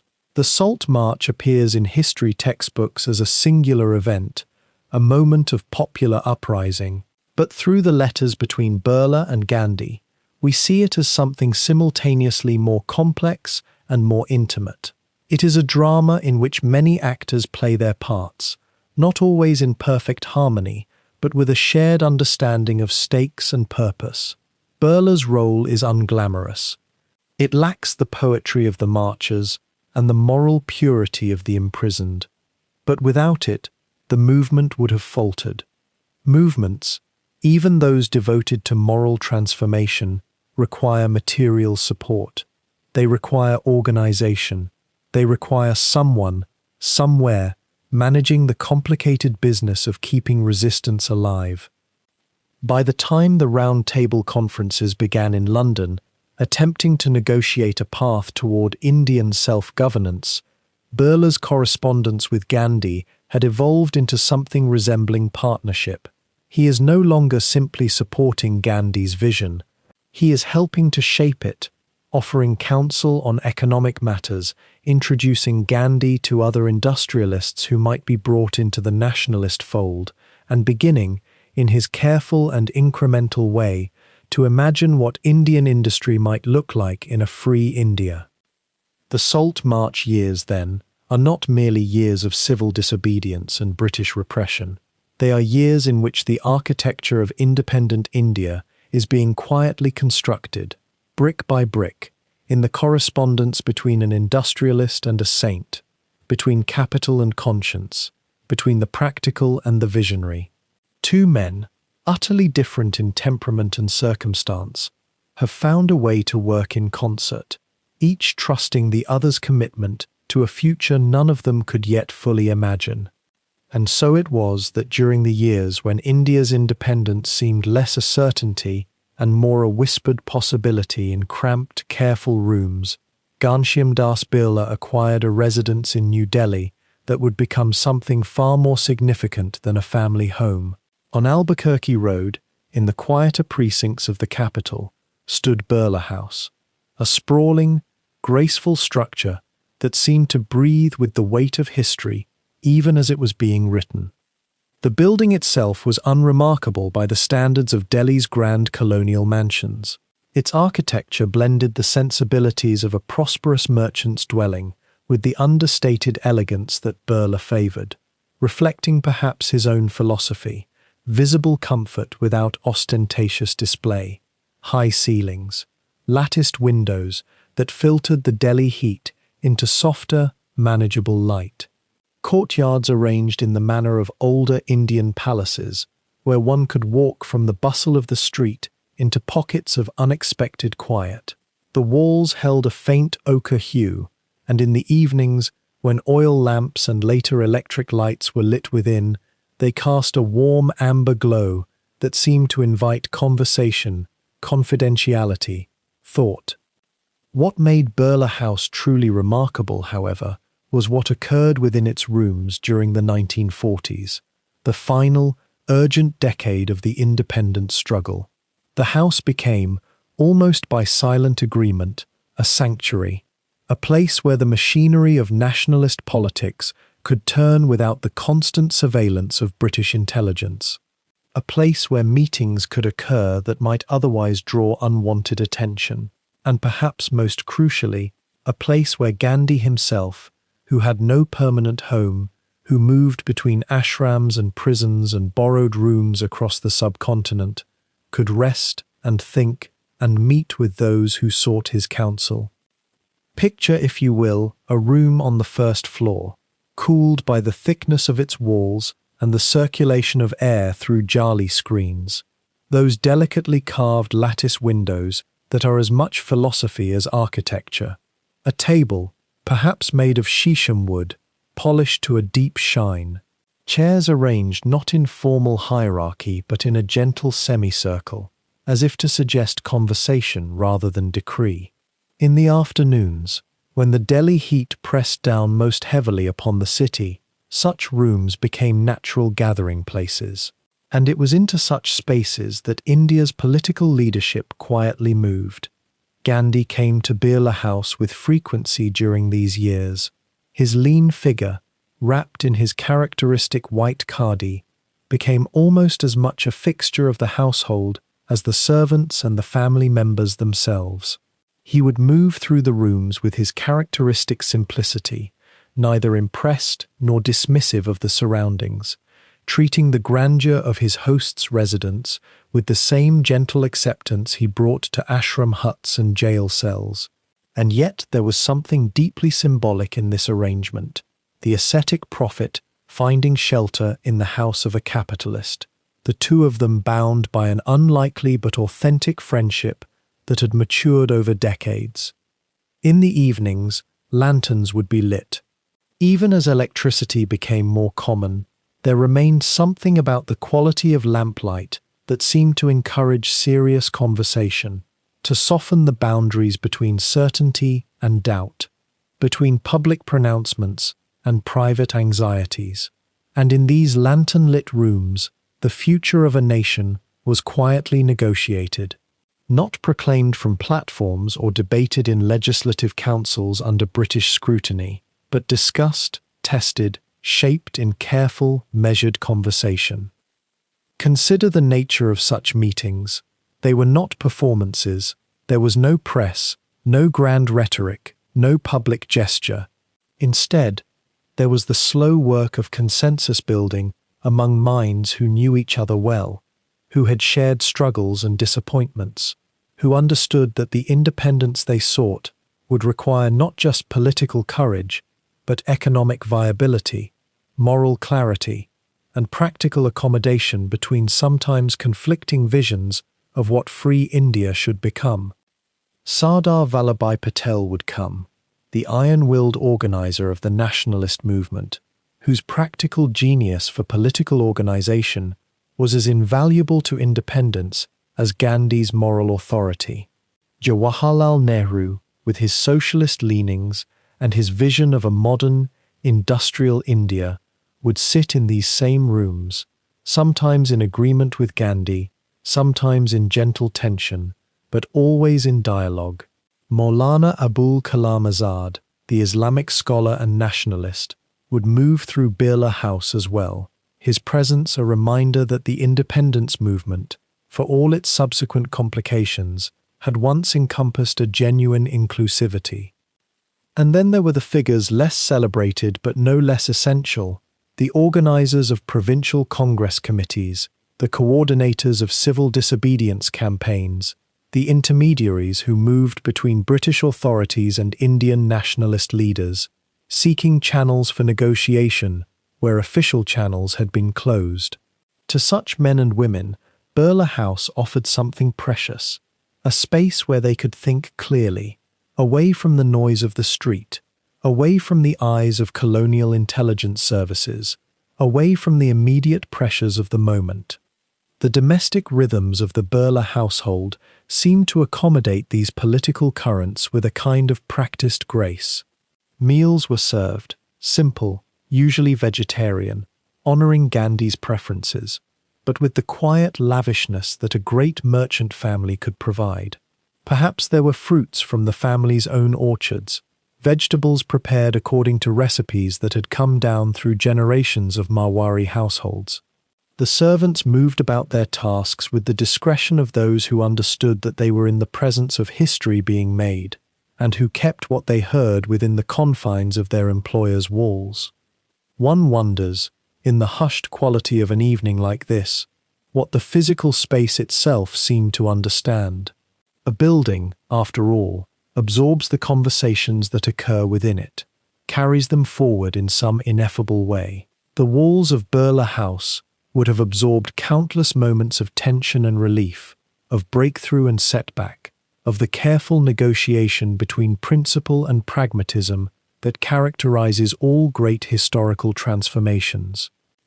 The lighting in these rooms is worth lingering upon, for it reveals something about the quality of time that such meetings seemed to occupy. Electric lights, by the 1940s, were becoming common in Delhi, and yet the family retained, in certain rooms, the practice of lamplighting, the ritualistic placing of oil lamps in corners and on tables. When electric lights were used, they were often soft, diffused through cloth shades that cast patterns across the furniture and faces. This quality of light seemed to create a kind of temporal suspension, a space where the urgencies of the outside world became somehow less acute, and the deeper currents of thought and feeling could rise to the surface.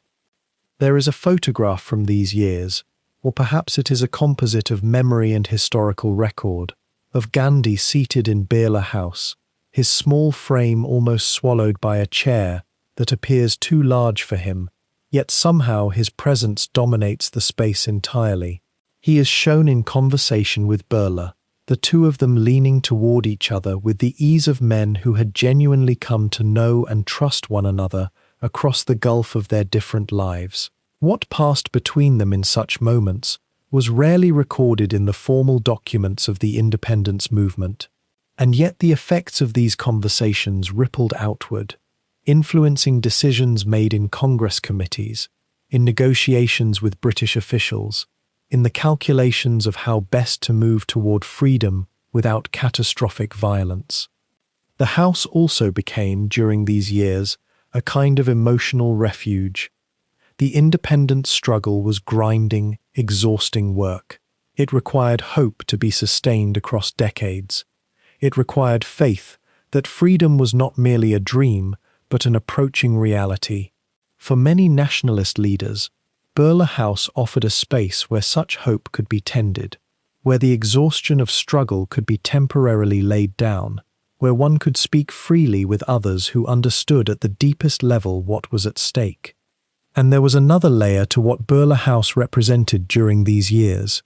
As a space owned by a man of great wealth and influence, it was protected in ways that more radical, more obviously political spaces could not be.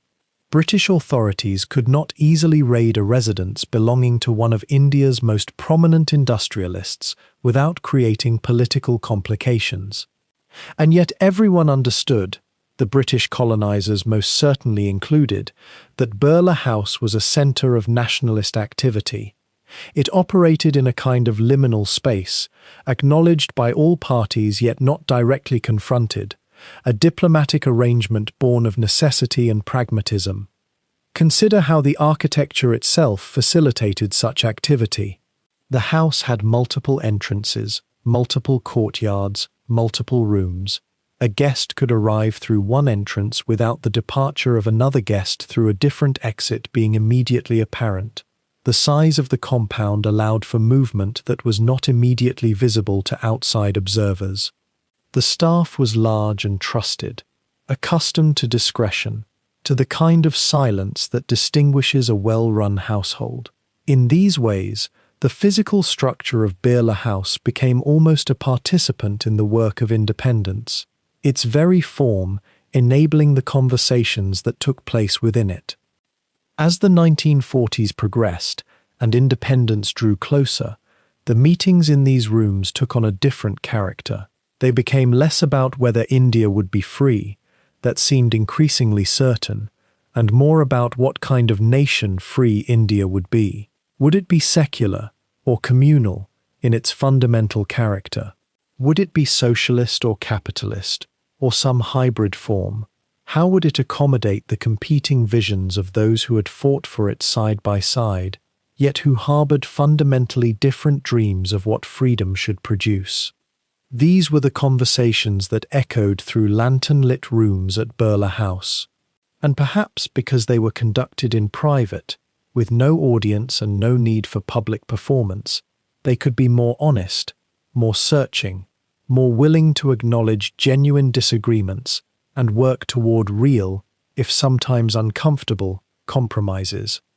The very fact that such conversations occurred between Gandhi and Birla, between the prophet of renunciation and the architect of industrial wealth, speaks to something important about the Indian independence movement that is sometimes lost in historical accounts. The movement was not monolithic. It contained within itself deep tensions, competing philosophies, different visions of what India should become. And yet these tensions were held together, for the most part, by bonds of personal relationship, mutual respect, and a shared commitment to the larger goal. Birla House, in all its solid materiality, its comfortable furnishings, its careful lighting, its graceful courtyards, became the physical manifestation of these bonds. It was not grand in the ostentatious sense, yet it possessed its own kind of grandeur, the grandeur of a space where difficult, necessary work was done quietly, persistently, with integrity. A space where a wealthy capitalist could house a renouncing. Yet, as Ghanshyam Das Birla's wealth accumulated through the 1930s and 40s, a quieter tension began to crystallize within the independence movement itself. It was not the tension of colonial oppression, which unified most Indians in their dream of freedom. Rather, it was a philosophical fracture that would prove far more difficult to heal, because it asked a question that independence alone could never fully answer. In a newly liberated India, who would own the factories and the mills? Who would control the accumulated wealth that industrialists like Birla had so carefully gathered? And perhaps most troublingly, could a man grow immensely rich while claiming to serve the people's liberation? Among the younger intellectuals and underground activists who formed the more radical wings of the nationalist movement, there had always existed a strain of socialist thought. Some traced their inspiration to Soviet achievements in rapid industrialization. Others drew from classical Marxist theory that had begun to circulate through university circles and intellectual journals. And many simply looked around at the grinding poverty that surrounded them, the tenant farmers of Bengal, the mill workers of Bombay, the landless laborers whose villages seemed frozen in medieval conditions, and wondered if mere independence from Britain would mean anything to them at all, unless the structures of wealth itself were fundamentally reconstructed. These voices did not speak unkindly of Birla personally. He was, after all, funding the very movement they were part of. His money was enabling strikes, sustaining imprisoned activists, publishing underground pamphlets.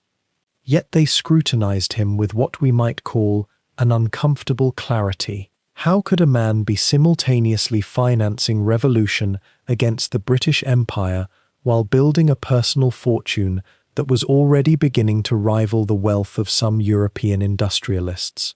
How could he preach Gandhian trusteeship and simplicity while owning mills and estates and real estate that expanded with almost mathematical precision. The contradiction was not lost on them, and it gnawed at their ideological conscience. In the quieter salons of Calcutta, and in the heated debates of Congress study circles, men who would later become prominent in socialist and communist movements began to articulate a specific worry. What if Ghanshyam Das Birla was not actually a nationalist first and a capitalist second, but rather a capitalist who had simply found nationalism to be good business? The line between these two interpretations is razor thin, perhaps impossibly thin. Yet it was a line that mattered enormously to those who believed that true liberation meant redistributing wealth, not merely transferring it from British hands to Indian ones. The historical record suggests that these criticisms stung Birla, though he rarely responded to them publicly. Instead, he seemed to deepen his philosophical engagement with the problem. He corresponded extensively with Gandhi on precisely these questions. How much wealth could one legitimately accumulate while claiming to serve the poor? Was there such a thing as ethical capitalism, or was the very concept a contradiction? Gandhi, characteristically, offered no easy answers. He spoke of trusteeship, of stewardship, of the moral imperative that wealthy men act as custodians of their wealth for the benefit of society, rather than as its ultimate owners. But trusteeship, as a concept, was deliberately vague. It depended utterly on the conscience of the individual trustee. Consider for a moment the impossible position Birla occupied. If he had given away his wealth entirely, abandoned his business interests, and thrown himself wholly into ascetic renunciation, as Gandhi himself had done, he would have been admired for his consistency. Yet in doing so, he would have lost the very instrument through which he wielded influence and directed capital toward the independence movement. The mills would have passed into British hands or into those of other Indian capitalists less sympathetic to nationalism. The financial networks that sustained Gandhi's political organization would have collapsed. The funds for Congress activities, for legal defense of imprisoned activists, for sustaining boycotts and strikes, all of this would have evaporated.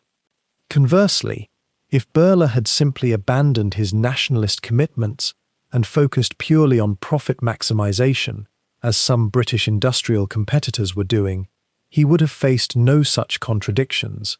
He would have been a straightforward capitalist, pursuing wealth for its own sake, which is at least intellectually honest. But this was not his choice. He remained committed to the independence movement even as he built his empire, which meant living permanently in a state of unresolved tension. Some of the harshest criticism came from those who would later become architects of India's post-independence socialist vision. Jawaharlal Nehru, though he worked closely with Birla and accepted his financial support, harbored private reservations about whether industrial dynasties of Birla's scale could ever truly serve the interests of a liberated people. In Nehru's conception of the future Indian state, large-scale industry should ultimately be controlled by the state, or at minimum subjected to strict democratic oversight. The idea of private fortunes accumulating indefinitely, even in the hands of a nationalist sympathizer, represented a future Nehru was not entirely comfortable with, though he was pragmatic enough to accept Birla's support in the present struggle. The socialists and communists were even more direct. They saw in Birla's rise a preview of the kind of industrial capitalism that would, in their view, inevitably exploit and stratify independent India. Sardar Vallabhbhai Patel, though not a socialist, similarly worried about the concentration of economic power in private hands. Yet Patel also recognized that Birla's organizational capacity and wealth generation were assets the independence movement could not afford to lose. It is worth noting, with some care, that some of these criticisms were rooted in genuine ideological conviction, while others perhaps contained a trace of resentment, the complex emotions of gifted, idealistic men who were less wealthy than Birla watching him accrue influence and admiration alongside his money. Human motivation is rarely pure, and the independence movement, like all great social upheavals, contained multitudes of both selfless principle and petty ambition mingled together. What Birla seemed to do, as the decades of his involvement in the nationalist cause lengthened, was to gradually construct for himself a philosophical answer to these criticisms, an answer rooted in Hindu philosophical concepts of duty and dharma. He began to articulate, more explicitly as the years went on, a vision of the wealthy man as a servant of larger purposes, someone bound by karma and cosmic obligation to use his riches in service of something beyond himself. It was not socialism, nor was it simple capitalism. It was something distinctly Indian, drawing on ancient concepts of the righteous householder who accumulates wealth not for personal pleasure, but for the performance of his duty to society and the cosmos. Whether this was a satisfying answer to the socialist critics of his time is another question entirely. It was not. Socialism demands structural change and the elimination of class hierarchy itself, not merely the moral uplift of individual wealthy people. And yet Birla's approach was internally consistent, and it allowed him to continue acting as both a capitalist and a nationalist, without collapsing entirely under the weight of contradiction. The tension never fully resolved itself during his lifetime, and perhaps this unresolved quality is itself instructive. Perhaps the deepest truth about Birla is not that he found a way to perfectly balance capitalism and nationalism, but rather that he lived courageously within an impossible contradiction, funding revolution while accumulating wealth, serving the poor while building an empire, and accepting the criticism of those who saw in his life a question about what independence would ultimately mean for India's future social and economic order.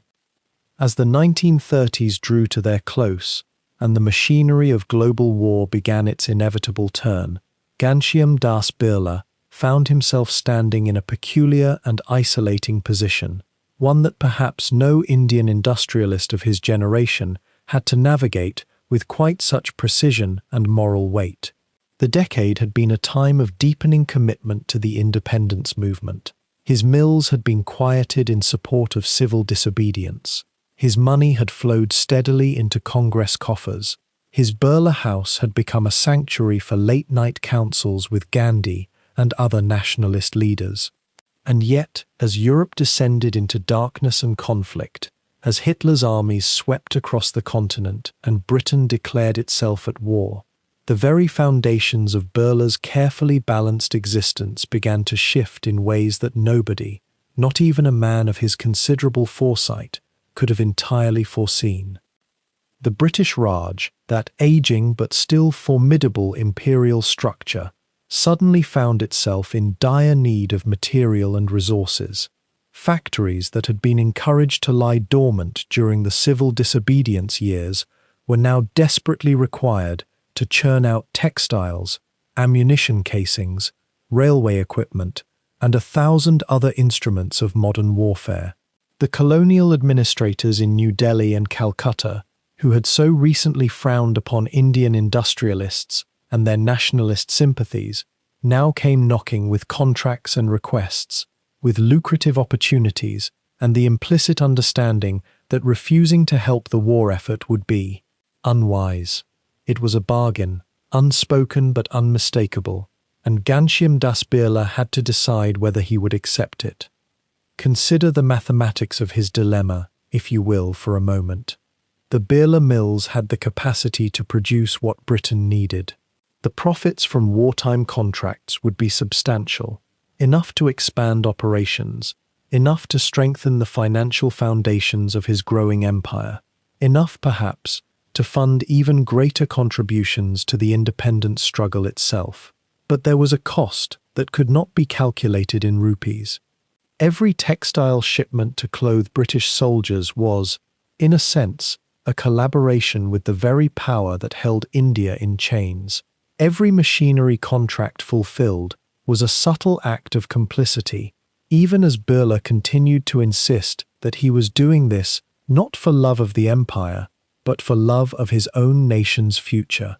The contradiction was, perhaps, irresolvable, and yet he would have to resolve it anyway, or at least live with the unresolved tension. The historical record suggests, though not without some gaps and whispered uncertainties, that Birla accepted significant wartime contracts. His mills did produce for the British war economy. The profits were indeed substantial, and they were indeed deployed in multiple directions, some toward the expansion of his industrial interests, some toward the upkeep of his various philanthropic and religious projects, and some, it is believed, into the continuing financial arteries of the independence movement, though such transfers became increasingly delicate and difficult to arrange as war security tightened. How much was diverted to the Congress? How much remained in the family coffers? These are questions that history whispers about rather than states with certainty, for such transactions, by their nature, left few clear traces in the official record. What we do know with clarity is that this period saw the Birla conglomerate grow in both size and complexity. The war years accelerated industrialization in India in ways that the 1930s, for all their nationalist fervor, had not quite achieved. Factories expanded, capital accumulated, the machinery of production became more sophisticated, more integrated. The Birlas were not alone in this. There were other Indian industrialists making similar calculations, accepting similar contracts, navigating similar moral labyrinths. But the Birlas, with their unique position as trusted confidants of Gandhi, with their reputation as nationalist philanthropists, faced a scrutiny that others did not. Every contract they accepted was potentially a black mark on their independence credentials. Every visible involvement with the British war machine risked alienating the very political leaders whose trust they had so carefully cultivated. And so Ghanshyam Das found himself living a kind of double life, if one might call it that, though perhaps it would be more accurate to say he was trying to live a single, integrated life amid forces that refused to be integrated. He would attend Congress meetings where the party's more radical members denounced any collaboration with the British war effort as betrayal. He would listen to speeches about the moral necessity of non-cooperation, of refusing to profit from imperialism, and then, in his other capacity, as the head of an industrial enterprise, he would ensure that his factories met their wartime production quotas. There is something almost tragic in this compartmentalization, in the necessity of it, in the way that Indian nationalism in those years demanded a kind of superhuman moral consistency that the actual economy, the actual business of keeping factories running and workers employed, simply would not allow. The irony, and perhaps the Birlas were acutely aware of this irony, was that the wartime industrialization, precisely because it was driven by the demands of the British war machine, was building the industrial capacity that an independent India would eventually need. When independence came, when the new nation had to build itself from the ground up, it would have mills and factories and experienced capitalists and accumulated capital, because men like Ghanshyam Das Birla had made these uncomfortable choices during wartime. The very contradiction that troubled him so deeply was, in retrospect, perhaps necessary for the nation's survival, or perhaps that is too generous an interpretation, a kind of historical rationalization that the radicals of that era would have vehemently rejected. Perhaps it was simply collaboration, justified by economic logic and rationalized by the claim of future necessity. The Second World War years were also a time of subtle shifts in the balance of global power, even if few people in India fully grasped this at the time. Britain was bleeding gold and lives on battlefields from North Africa to Southeast Asia. The United States had entered the war and was becoming, year by year, a more dominant military and economic force. Japan's early victories in Southeast Asia suggested that Asian peoples might successfully challenge European dominance, even if the Japanese were invaders and oppressors in their own right. These developments were not lost on men like Birla, who read multiple newspapers, who corresponded with industrialists and politicians across the world, who understood that empires, even ancient empires, could be wounded, and that wounded empires sometimes became desperate and made concessions they would never have made in times of strength. The correspondence between Birla and Gandhi during these years, what fragments of it survive and have been made public, reveals a man attempting to explain and perhaps justify himself to the one person whose moral judgment he seemed to care about most deeply. Gandhi's replies, as one might expect, are complicated. The Mahatma did not condemn Birla's industrial activities outright, but neither did he embrace them without reservation. There is a sense, in these letters, of two men who deeply respected each other, but who could not entirely reconcile their respective roles and responsibilities. Gandhi was calling for sacrifice. Birla was trying to balance sacrifice with the necessities of running an enterprise that employed thousands of workers and had responsibilities to stakeholders and families. These were not easily reconciled positions, and the correspondence suggests that both men knew it. As the war ground on through the middle years of the 1940s, as victory for the Allied powers became increasingly certain, the political situation in India grew more tense rather than less so. The wartime suppression of political activity, which had become harsher as the conflict dragged on and security concerns mounted, created a kind of pressure cooker within the nationalist movement. Some leaders, like Subhas Chandra Bose, had broken with the Congress and were pursuing more radical or militaristic strategies.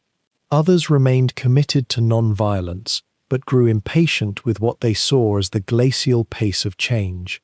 Still others, particularly the socialists within the Congress, grew increasingly critical of wealthy industrialists, whom they viewed as exploiters, regardless of how much money those industrialists donated to the independence cause. The Birlas, visible and prominent as they were, became a target for some of this criticism. How could a man who was profiting from the British war machine claim to be a true nationalist? How could great wealth and true commitment to social justice coexist? These were fair questions in many ways, and they were posed with increasing vehemence as the war years moved toward their end. The wartime industrial expansion, meanwhile, had created new wealth and new complexities in Indian society. There was a working class in the mills and factories that had grown larger and more organized. There were strikes and labor disputes during the war years, though these were often suppressed by a government that deemed them potentially damaging to the war effort. The Birlas, as employers on a large scale, had to manage relationships with workers whose expectations and demands were rising, even as the pressures of wartime production mounted. Here, too, there was a balance to be struck, between the demands of workers and the demands of production, between fairness and efficiency, between the role of philanthropist and the role of capitalist demanding productivity from labor. By the time the war in Europe ended in 1945, and as the war in the Pacific continued toward its conclusion, with the atomic bombs and Japan's surrender, the machinery of Indian independence was already in motion in ways that could no longer be stopped or significantly delayed. The British Empire, despite its military victory, was economically exhausted and morally weakened. The question was no longer whether India would be free, but how and when and under what terms. For men like Ghanshyam Das Birla, who had navigated the treacherous waters of the war years, who had attempted to serve simultaneously as industrialist and nationalist, capitalist and servant of the independence movement, the final stretch of the journey toward freedom was finally approaching. The moral compromises, the difficult choices, the balancing acts that had defined the war years would soon give way to a different set of challenges entirely, as he and his family confronted the question of what role they would play in the independent nation that was about to be born. January 30th, 1947. The winter air in Delhi carried a particular quality that evening: cool, dry, the kind of January night when the city seemed to pause between the celebration of independence, achieved mere weeks before, and the sober reckoning of what lay ahead. At Birla House, on Albuquerque Road, where so many threads of the independence movement had been quietly woven together, the compound was preparing for its evening prayer gathering. Mahatma Gandhi had begun residing there months earlier, a guest in the home of the family whose wealth had so often sustained his vision, and the daily prayer meetings had become a modest ritual.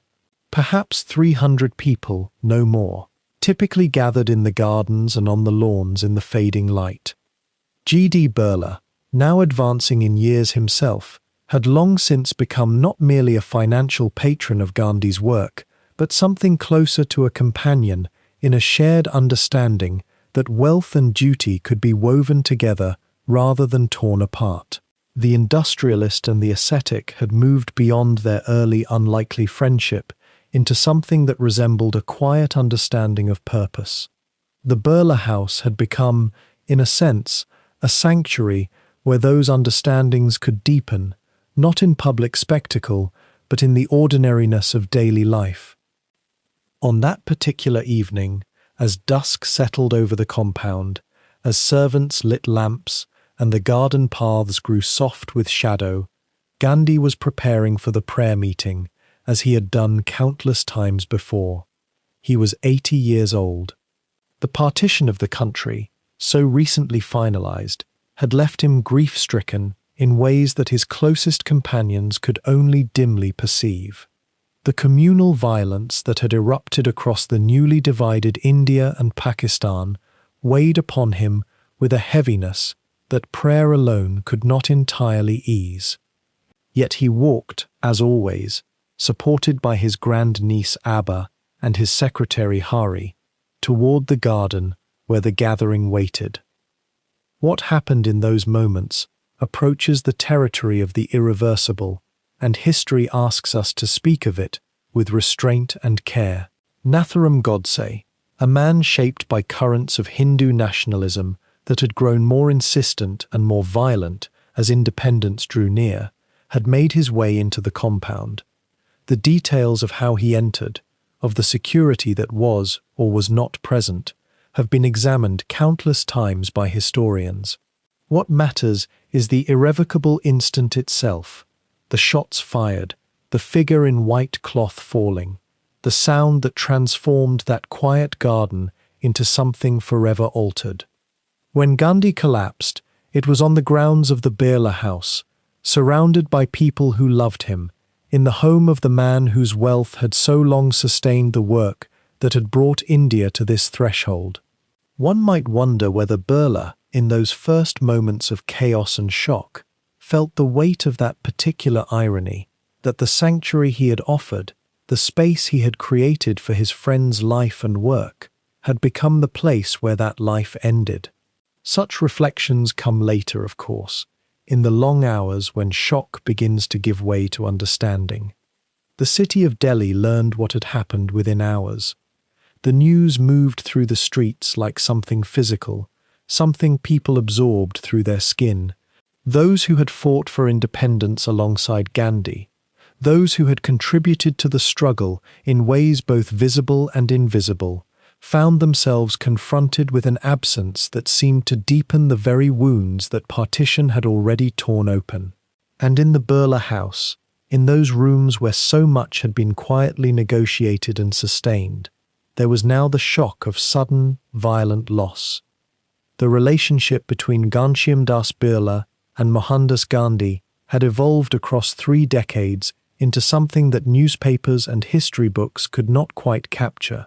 Yes, Birla had given money, enormous sums of money, that had kept the Congress functioning, that had sustained the movement through its most difficult years, that had funded newspapers and pamphlets and the quiet work of political organization.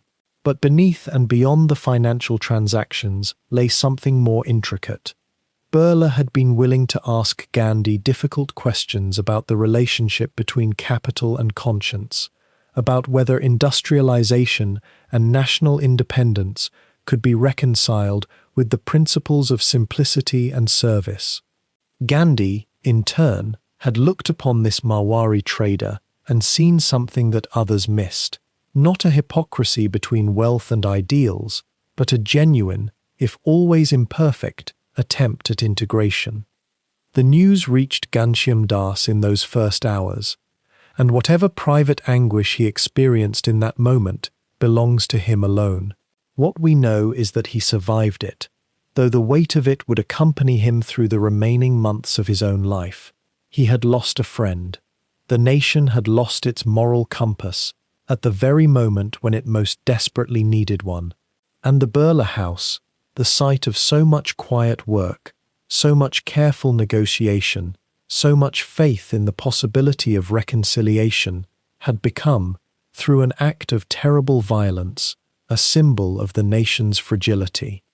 The prayer meeting that evening, the gathering of perhaps 300 people in that garden, was interrupted. The lamps that had been lit remained burning, but their light fell now on a crowd transformed by shock and grief.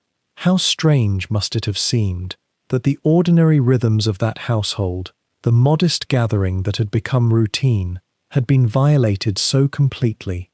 How strange to consider that in many households across Delhi, across the newly independent nation, people who had worked so hard to create something together were now confronted with evidence that their work was far from complete. The weeks and months that followed brought investigations, trials, executions, and the endless, exhausting work of trying to understand how such a thing could happen. But in the immediate aftermath, there was simply the fact of the absence. The Birla house continued to function, as all households must, even those transformed by tragedy. Servants attended to their duties. Letters arrived requiring response. The machinery of life continued, even as the heart of it seemed to have stopped. The morning of August 15, 1947, arrived in India as something between a sigh of relief and the drawing of a breath held for nearly 2 centuries. In the pre-dawn hours in New Delhi, there was a particular quality to the silence. Government House was being renamed. The Union Jack, which had fluttered above so many Indian buildings for so long that no living person could remember its absence, was about to come down for the last time. And somewhere in the rhythms of that transition, the Birla family was quietly calculating what independence would mean for the architecture of their fortune. Ghanshyam Das Birla, now in his 70s, had lived through the entire arc of his own rise alongside India's struggle. He had funded the independence movement. He had hosted Gandhi in his home. He had watched the British negotiate their slow departure. Yet as the sun rose on a free nation, the question that consumed the minds of industrial families like the Birlas was less romantic than it might have seemed to the crowds celebrating in the streets. What would a sovereign, democratic India require of its industrialists? And how would the rules of commerce, investment, and industrial ownership shift beneath them? The British, for all their extractive brutality, had at least maintained a familiar system of property rights and capital accumulation. An Indian industrialist under British rule knew where he stood. He paid his taxes to the Crown. He competed within colonial trade frameworks. He built his mills and his factories within understood parameters. But an independent India was something new entirely. It was a democratic nation with a constitution that carried within it very particular ideologies about justice, about the distribution of wealth, about the responsibilities of those who had accumulated capital. Jawaharlal Nehru, who had become the new nation's first prime minister, carried within him a deep admiration for Soviet-style planned economics. He believed that India's future prosperity depended not on the unfettered operations of merchant families and industrialists, but on careful state direction, on government ownership of key industries, on 5-year plans drawn up in the style of Moscow. This was the intellectual climate into which the Birlas, and families like them had to navigate their vast empires. The very wealth that had positioned them as patriots during the freedom struggle now made them potentially suspect in a nation that was openly sympathetic to socialist thought. Ghanshyam Das had always been philosophically flexible, a quality that had served him well across decades of changing circumstances. He understood Gandhi's vision of trusteeship and simplicity, and he had also understood the necessity of accumulating capital to fund independence. Now he had to understand a third thing: how to maintain his industrial position in a nation increasingly skeptical of unchecked private wealth. The answer, as it often is for the truly pragmatic, lay in adaptation and in cultivating the right relationships with the new power structure. The transition from colonial to independent India happened not in a single dramatic moment, but in a series of overlapping adjustments, bureaucratic inheritances, and newly drafted policies that took months and years to fully crystallize. The Indian government needed industrial capacity. It needed the expertise of families who had already built mills and factories and trading networks. It needed the capital that could be mobilized quickly. So while there was certainly socialist rhetoric about the future, and genuine philosophical commitment to it from people like Nehru, there was also a pragmatic recognition that you could not simply dismantle existing industrial infrastructure in the moment of your own birth as a nation. The Birla family's vast holdings in textiles, in cement, in sugar production, in jute, and in numerous other sectors were suddenly assets of immense strategic value to the new Indian state. But they were also potential targets for nationalization, for wealth tax, for scrutiny from a government that might at any moment decide that private fortunes accumulated during the colonial era ought to be redistributed or brought under state control. This was the peculiar anxiety of the Indian industrialist in 1947 and the years immediately following. You had been a patriot. You had funded freedom. You were now potentially vulnerable to a government that viewed capitalism itself with considerable suspicion. The practical landscape of industrial policy took shape gradually. In 1948, just months after independence, a new industrial policy statement was issued that attempted to chart a middle path between wholesale socialism and pure capitalism. Certain industries would be reserved for the state: coal, railways, communications. Other industries would be open to private enterprise, but within carefully controlled parameters. Still others would be jointly developed, with both state and private capital playing roles. It was a system designed, in theory, to balance the ideals of socialist redistribution with the practical necessity of allowing private industry to continue generating wealth and employment. For the Birlas, this new landscape required careful reading and strategic positioning. Ghanshyam Das, still alive and engaged in business, worked to position his family's enterprises as contributors to India's development rather than as relics of colonial extraction. The narrative shifted subtly. The mills that had made fortunes during the British Raj were reframed as infrastructure that an independent India desperately needed. The cement factories that the family was expanding were presented as essential to the nation-building project, to the infrastructure that Nehru dreamed of constructing across the countryside. The sugar mills became patriotic enterprises, helping to feed a newly independent population. This was not entirely cynical repositioning, though it contained elements of calculated messaging. The Birlas genuinely believed, or had come to believe, that their continued industrial success served the national interest. There is often a convergence between what serves a family's interests and what they convince themselves serves the national good. And in the particular case of Indian independence and the Birlas, this convergence was not entirely illusory. The nation did need industrial capacity. The family's enterprises did contribute to employment and production, but neither was the family's position purely virtuous. and both the Birlas and the Indian government understood this in their private negotiations. The relationship between the Birlas and the Nehru government became one of careful negotiation and mutual accommodation. The government needed the family's industrial expertise and capital. The family needed the government's tolerance and, ideally, its contracts and preferences. What emerged was something less than socialism and something more than capitalism, a system in which large private industrialists operated with considerable freedom but within parameters set by the state and subject to quotas, licensing requirements, and the expectation that they would contribute to the state's larger development goals.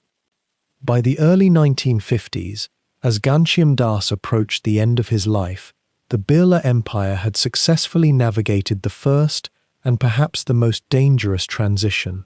The family had not been nationalized, the businesses had not been seized. Instead, they had been integrated into the new nation's industrial framework in ways that preserved family control while aligning broadly with state priorities. This was a delicate achievement, and it would become the template that would guide the family through subsequent decades of Indian economic policy. Consider for a moment what might have happened differently. In a more rigidly socialist regime, the Birla holdings would have been nationalized. In a purely capitalist system, the family would have faced no constraints at all. But in India's particular post-independence moment, with a democratic government, a constitution that promised equality, and a deep sympathy for socialist thought, yet also a desperate need for industrial output, there was space for a negotiated settlement. The Birlas inhabited that space with considerable skill, and in doing so, they helped define what the relationship between private capital and the Indian state would look like in the decades to come. The independence that came on August 15th was celebrated as a political achievement, a moment of liberation from foreign rule. But for industrial families, it was also an economic threshold that required crossing carefully, with attention to every shift in policy, every new regulation, every meeting with government officials who now held the power that had previously belonged to British administrators. The empire that Ghanshyam Das Birla had built under the Raj had to be rebuilt in its fundamental relationship to power under the new democratic nation that independence had created.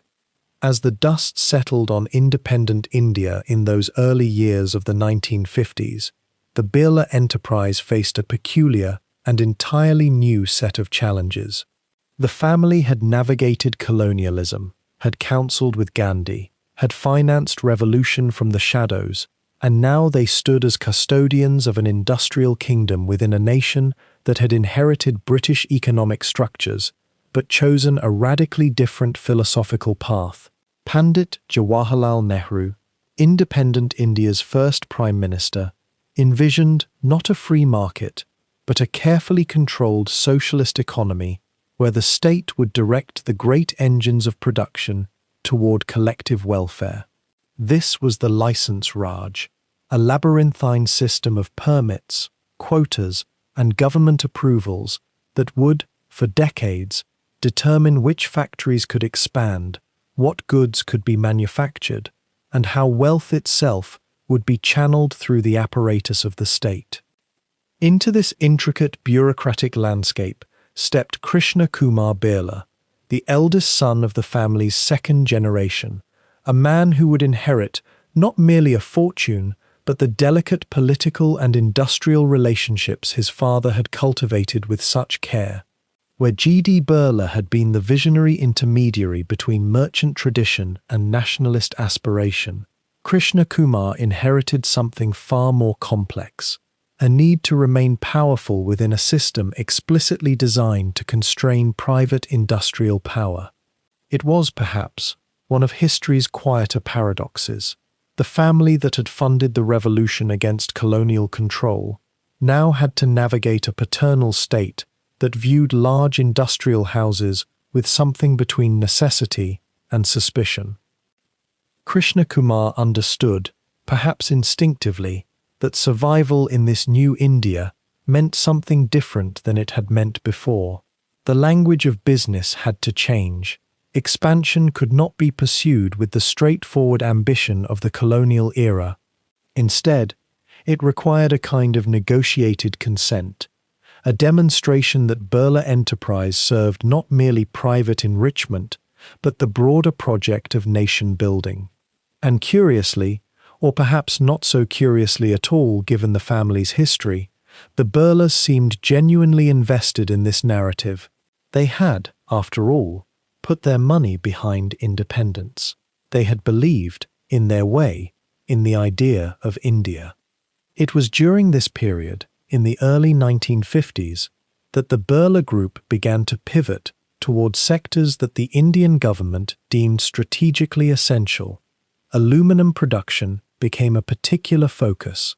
The metal, crucial for aircraft construction, for electrical transmission, for the infrastructure of a modernizing nation, was in short supply. India had bauxite deposits, particularly in Odisha, but the nation lacked the industrial capacity to refine and produce aluminum on the scale that Nehru's vision of development demanded. The Birlas, with their combination of capital, technical expertise, and, crucially, their demonstrated commitment to nation building, were positioned as ideal partners in this endeavor. They established aluminum production facilities, slowly and methodically, with government permission, government contracts, and government oversight woven into every expansion. There was something almost meditative about this process, viewed from a distance. The family had to think several moves ahead, had to understand not merely the current state of regulation, but the trajectory of government thinking. Which sectors would the state prioritize next? Where would capital be permitted to flow?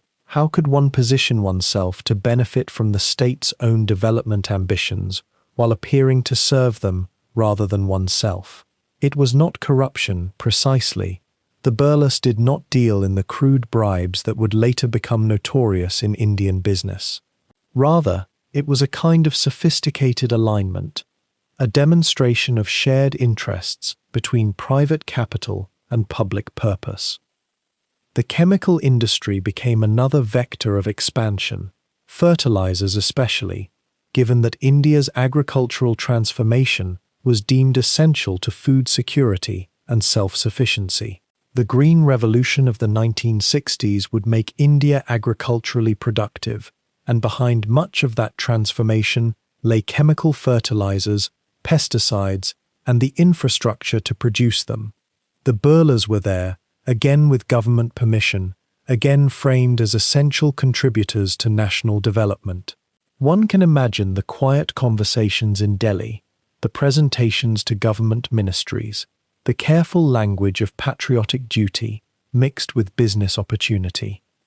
And then there was telecommunications, a sector that would eventually come to define modern India's growth, though in the License Raj era it remained tightly controlled, mostly a government monopoly. Yet the Birlas found ways to participate, to supply equipment, to provide services on a contracted basis, always operating within the framework that the state had established. Telecommunications was the future, any businessman could see that. But the path to participation required patience, required working within constraints that would have seemed unthinkable to an American industrialist of the same era, yet which the Birlas navigated with apparent ease. This expansion under the License Raj presents a kind of paradox worthy of quiet reflection. On one hand, the system was explicitly designed to prevent the concentration of wealth and power in private hands. On the other hand, the very businesses that the government prioritized, strategic industries, essential infrastructure, sectors deemed vital to national development, could only be executed by those who already possessed capital, expertise, and access. So the License Raj, in its way, became a system that constrained competition while favoring those already well-positioned. The Birlas, given their history and their relationships, were about as well-positioned as any family could be. Was there something subtly corrupt about this arrangement? Or was it a pragmatic recognition that nation-building requires capital and that capital must come from somewhere? The historical record is ambiguous enough to warrant gentle uncertainty. The Birlas invested significantly in their operations, created employment, built infrastructure. They also accumulated enormous wealth within a system meant to limit private accumulation. Both things appear to be true. Perhaps, in the quietest hours, such paradoxes are simply the texture of history, neither purely villainous nor purely heroic, but complicated, messy, and deeply human.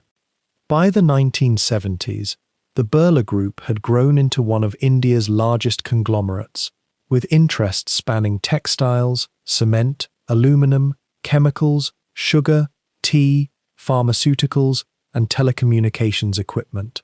The growth had been slower than it might have been in an unfettered market economy, constrained by the requirements of permits and quotas. Yet the constraints, paradoxically, may have also provided a kind of protection against the boom and bust cycles that characterized freer markets elsewhere. The Birlas knew they would be in India for generations. They invested in stability, in relationships, in the slow architecture of institutional power, rather than in the quick accumulation of wealth. And in this they differed, subtly but importantly, from some of the newer industrial houses that emerged in independent India. The Tatars, another great industrial family, had their own deep roots and relationships. But there were others, arriving later, sometimes with less developed sense of obligation to anything beyond profit. The Birlas, by contrast, had inherited not merely wealth, but a kind of implicit social contract, written in the late-night conversations with Gandhi, in the funds transferred to the Congress Party, in the very decision to finance revolution rather than to collaborate with empire. This contract persisted into the License Raj era.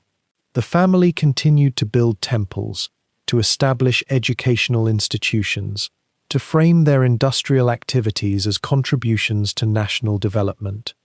Krishna Kumar Birla, who would lead the family through most of these decades, maintained some of the grave, serious demeanor of his father. He was not a socialite or a celebrity industrialist. He was a businessman, quiet, methodical, focused on the long term. He understood the License Raj not as an obstacle, but as a kind of constraint that, properly navigated, could actually reinforce the position of those with the wisdom to work within it. Others chafed against the restrictions. The Birlas, by and large, made peace with them. It was perhaps the most profound difference between them and some of their competitors. An acceptance of complexity, of negotiation, of the idea that power in a democracy could not be wielded quite the way it had been in the colonial era or in unregulated capitalism. As the decades moved forward, as independent India matured and found its path, the Birla Group consolidated its position not through dramatic expansion, but through deepening roots, through reinvestment, through the careful cultivation of relationships with successive governments of different political persuasions. The License Raj would eventually end in the early 1990s, when India would open its economy and liberalize trade policy. But by then, the Birlas had already spent 4 decades learning how to thrive within constraint, how to position themselves at the intersection of private capital and public purpose. This education, this peculiar apprenticeship in negotiated power, would serve them well when the rules changed again. As the nation settled into its first decade of independence, a quieter transformation was unfolding alongside the great political and industrial narratives. The Birlas, having built their fortune and played their part in the struggle for freedom, now turned their gaze inward, toward a different kind of construction. Not factories of steel and cement, but institutions meant to endure through generations, to touch the lives of millions who would never know the name Ghanshyam Das Birla or his descendants, yet would carry forward the mark of their vision. This was philanthropy, but not in the manner of simple charity. It was something far more deliberate, rooted in the ancient Indian concept of dharma, duty, righteousness, the sacred obligation of the prosperous to return their wealth to the collective good. The Birlas understood this. They had grown up steeped in both the merchant traditions of Rajasthan and the spiritual ecology of Hindu life. Their wealth, they believed, was not merely theirs to hold. It was held in trust, temporarily, for purposes that would outlast their own lives. And so, brick by brick, across the length and breadth of India, the Birla name began to appear on buildings that were never meant to generate profit, on temples rising from dusty towns, on hospital wards where the poor received free treatment, on university classrooms where young minds from modest families could access education they might otherwise never reach. The Birla Mandir in Delhi, consecrated in the aftermath of independence, became one of the most visited temples in the capital. It is a marble structure of considerable beauty, rising from landscaped grounds in a quiet corner of the city. But what is perhaps more striking than its architecture is what it represents: a family's declaration that spiritual life and material success need not be contradictions. Here was a temple built by industrialists, funded by mills and mines, yet dedicated to the principles of Dharma that had shaped Hindu philosophy for millennia. The marble was imported, the craftsmanship meticulous, yet the space itself was conceived as a sanctuary for the common worshipper. No restricted chambers, no exclusive access. The gates opened to all who came with reverence. Throughout Rajasthan, in the towns from which the Birlas had originally emerged, smaller temples bearing their name dotted the landscape. In Pilani itself, the ancestral home, the Birlas had endowed temples with sufficient funds to maintain them in perpetuity. These were not grand gestures meant primarily for public admiration. Many were modest structures, but they carried something essential: the idea that a family's success could and should be woven into the spiritual fabric of their community. But temples, while significant to the Birlas' own faith and worldview, were only one thread in a larger tapestry of philanthropy. Perhaps more consequential were the hospitals. The Birla family had seen industrialization create new medical needs: factory workers requiring treatment for industrial accidents, urban populations vulnerable to epidemic diseases, rural areas with virtually no access to modern medicine. Out of this understanding came the Birla Institute of Medical Sciences, now a leading hospital in India, and then others, facilities bearing the name throughout various cities, many of them providing substantial free or subsidized care to those unable to pay. One might pause here to consider what motivated this particular choice. Why hospitals? The answer perhaps lies in something G.D. Birla had witnessed throughout his life: the way illness had no respect for caste or class, how a fever could humble a merchant just as readily as a laborer. And there was something consonant with his temperament too: a belief that industrial wealth, while important, meant little if the bodies that labored and lived around those industries were left to suffer. The late 1950s and 1960s saw the emergence of something perhaps more transformative still: educational institutions. The Birla Institute of Technology and Science, known as BITS, founded in Pilani, represented a different kind of vision. This was a university that emerged in a town that had no prior claim to academic renown. It was built on agricultural land, in a landscape far from the urban centers where most Indian higher education had concentrated itself. The institute was meant to create a new kind of institution, one that combined engineering and science training with a commitment to social responsibility, to produce technologists and thinkers who understood themselves as part of a collective project of national development. What made BITS distinctive was something subtle but consequential. It was founded not merely as an act of charity, as a gift from the wealthy to the poor. It was conceived as an institution of genuine academic ambition, meant to rival the best universities in India and eventually in the world. The Birlas understood something about philanthropy that is sometimes forgotten, that true giving involves giving your best, not merely your surplus. Not just money, but thought, vision, oversight, and long-term commitment. The expansion of Birla-named institutions through the 1960s and 1970s reflected the particular shape of India's needs in those decades. As the nation implemented its socialist-influenced development model under Jawaharlal Nehru and his successors, there was a great hunger for infrastructure in education and healthcare. The state was attempting to build schools and hospitals across the country with limited resources. In this landscape, private philanthropy, when channeled toward public benefit rather than private accumulation, could play a meaningful complementary role. Consider for a moment the geography of these institutions. They were not clustered in the wealthy neighborhoods of Bombay or Calcutta, though certainly Birla institutions existed there as well. They appeared in smaller towns, in Goa, in Rajasthan, in Bengal, in regions where the Birlas had historical ties or where they perceived particular need. This suggests something about how the family conceived of their obligations. They were not simply placing monuments to themselves in the most visible locations. They were asking, perhaps, where resources were most desperately needed, and attempting to direct their philanthropy toward those places. There is something worth noting about the trust-like quality of many of these institutions.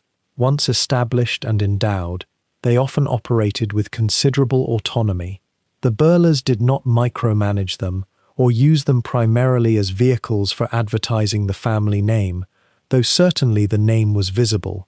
Rather, they established boards of governors, appointed capable administrators, and then, and this is the crucial part, they allowed those institutions to develop according to their own logic and purpose. This requires a particular kind of confidence, doesn't it? The confidence that wealth directed toward genuine public good will bear fruit regardless of whether the donor is daily acknowledged for it. By the 1970s and 1980s, as India moved deeper into its socialist phase and the role of private industry was increasingly circumscribed by regulation and control, the Birlas' philanthropic activities represented something like a quieter rebellion. They could not, in that political climate, expand their business holdings the way they might have wished, but they could continue to build schools and hospitals. They could endow medical research. They could establish libraries and cultural centers. In this way, the family maintained a kind of presence and influence that transcended the purely commercial sphere. What is interesting, from a certain historical distance, is how little attention these philanthropic activities received compared to the industrial empire itself or the political connections. The newspapers of India in those decades were far more likely to report on strikes at Birla factories or on negotiations involving Birla industrial interests than on the opening of a new Birla hospital or the graduation of the first class at some Birla-funded educational institution. Yet it is quite possible that the latter had a more lasting and widespread impact on Indian life than the former. There was, to be sure, always a spiritual or philosophical underpinning to this philanthropy. For Hindus like the Birlas, the concept of karma, the cycle of action and consequence, carried real weight. Wealth accumulated in one lifetime was not viewed as something to be hoarded or passed on unchanged. It carried obligations. The idea was that by directing resources toward education, health, and spiritual welfare, one was investing in the accumulation of good karma, not merely for oneself, but for one's family line and descendants. Whether one believes literally in such metaphysical concepts or not, what matters historically is that this belief system motivated real, concrete action that transformed Indian institutional life. And yet, and this is where the picture becomes less simple, one must also acknowledge that philanthropy by wealthy families, even when genuine and substantial, carries its own complexities. It can reinforce the prominence and influence of those families. It can create, whether intentionally or not, a kind of gratitude or deference among those who depend on their institutions. A student attending a Birla institute, a patient treated at a Birla hospital, cannot entirely escape the knowledge that they are within an institution bearing the imprint of a particular family's wealth and choices. Some might find this ennobling, an inspiration. Others might find it constraining, a reminder of the hierarchies that structure Indian society. Moreover, one might ask whether this mode of social investment, through private philanthropy by industrial families, truly addresses the underlying inequalities that necessitate such charity in the first place. Should the provision of quality education or healthcare depend on the largesse of wealthy families, or should it be the responsibility of the state, funded through taxation and implemented as a right rather than a gift? These are questions that haunted Indian social thought even then, and they haunt it still. Yet it remains true that, in the absence of state resources sufficient to meet all these needs, the Birlas philanthropy filled real gaps. Young people studied at BITS Pilani who might otherwise have had no access to quality technical education. Patients received treatment at Birla hospitals who might otherwise have gone without. The institutions themselves, once established, took on lives of their own, becoming centers of genuine learning and healing rather than mere monuments to their founders. By the 1980s and into the 1990s, as India began to open its economy and as the Birla family's business interests expanded into new domains, the philanthropic vision evolved as well. New institutions were established, older ones were expanded or modernized. But something of the original impulse remained, the belief that wealth, ultimately, belonged to more than just oneself and one's family, that it carried obligations to the broader community and to the nation that had allowed it to grow. The India that Ghanshyam Das Birla had known, the India of trading networks bound by handshake and ledger, of patient capital moved through channels carved by family trust and regional honor, began to dissolve in the years after independence. Controls tightened, licenses multiplied. The license Raj, as it came to be called, meant that to expand a factory or shift production from one city to another required permission from Delhi, from bureaucrats whose approval could take months or years, if it came at all. This was Pandit Nehru's vision of a planned economy, modelled partly on Soviet lines, designed to prevent monopoly and ensure equitable development across India's regions. For the old merchant families, it felt like a different kind of colonial constraint, one imposed now by their own nation.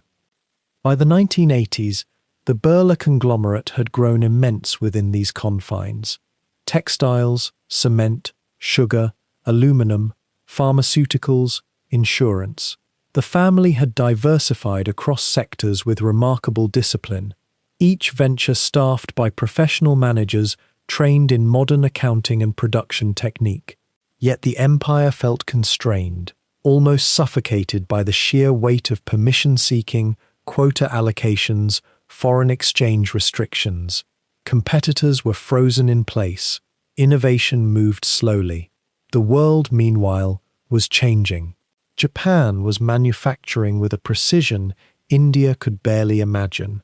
Korea was building shipyards and petrochemical plants at costs that made Indian production look almost quaint.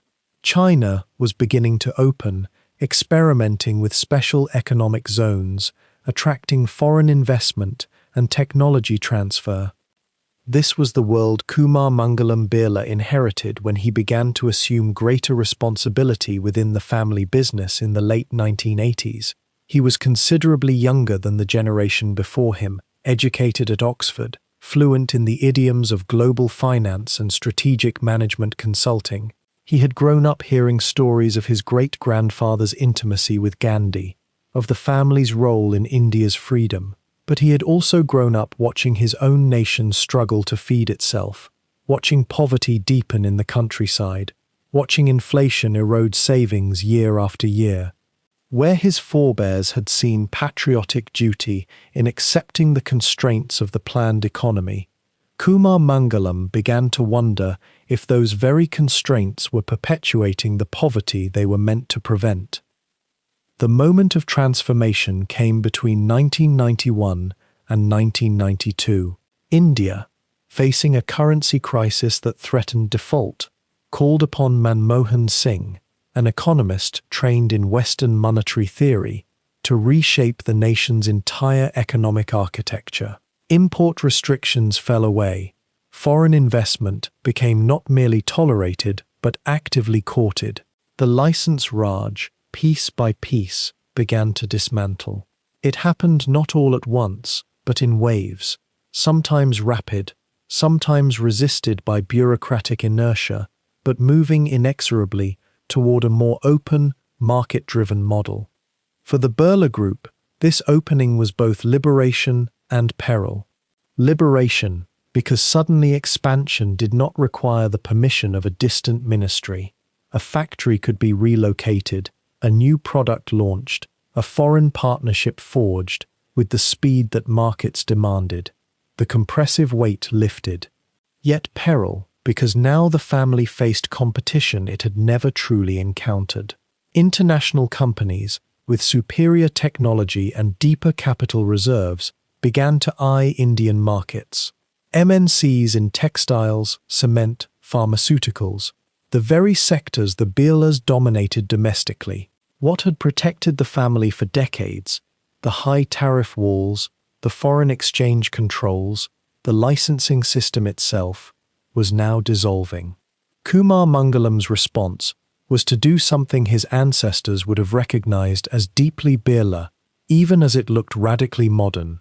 Rather than hunker down and defend the old empire against foreign competition, he began systematically to internalize the best practices of the world's most efficient manufacturers. He brought in German expertise for cement production. He modernized textile mills with Italian machinery. He expanded the pharmaceutical division not through merger or acquisition, but through disciplined investment in research and development, building capacity to produce drugs for export at world-class quality and price. He diversified into telecommunications, recognizing that in a globalizing India, information networks would become as vital as steel and cement had been in the nation's industrial infancy. This was not nostalgia, and it was not sentimentality. It was the spirit of the old Marwari merchant, trained to read markets and move capital where returns were likeliest, but now operating on a stage that encompassed continents rather than regions.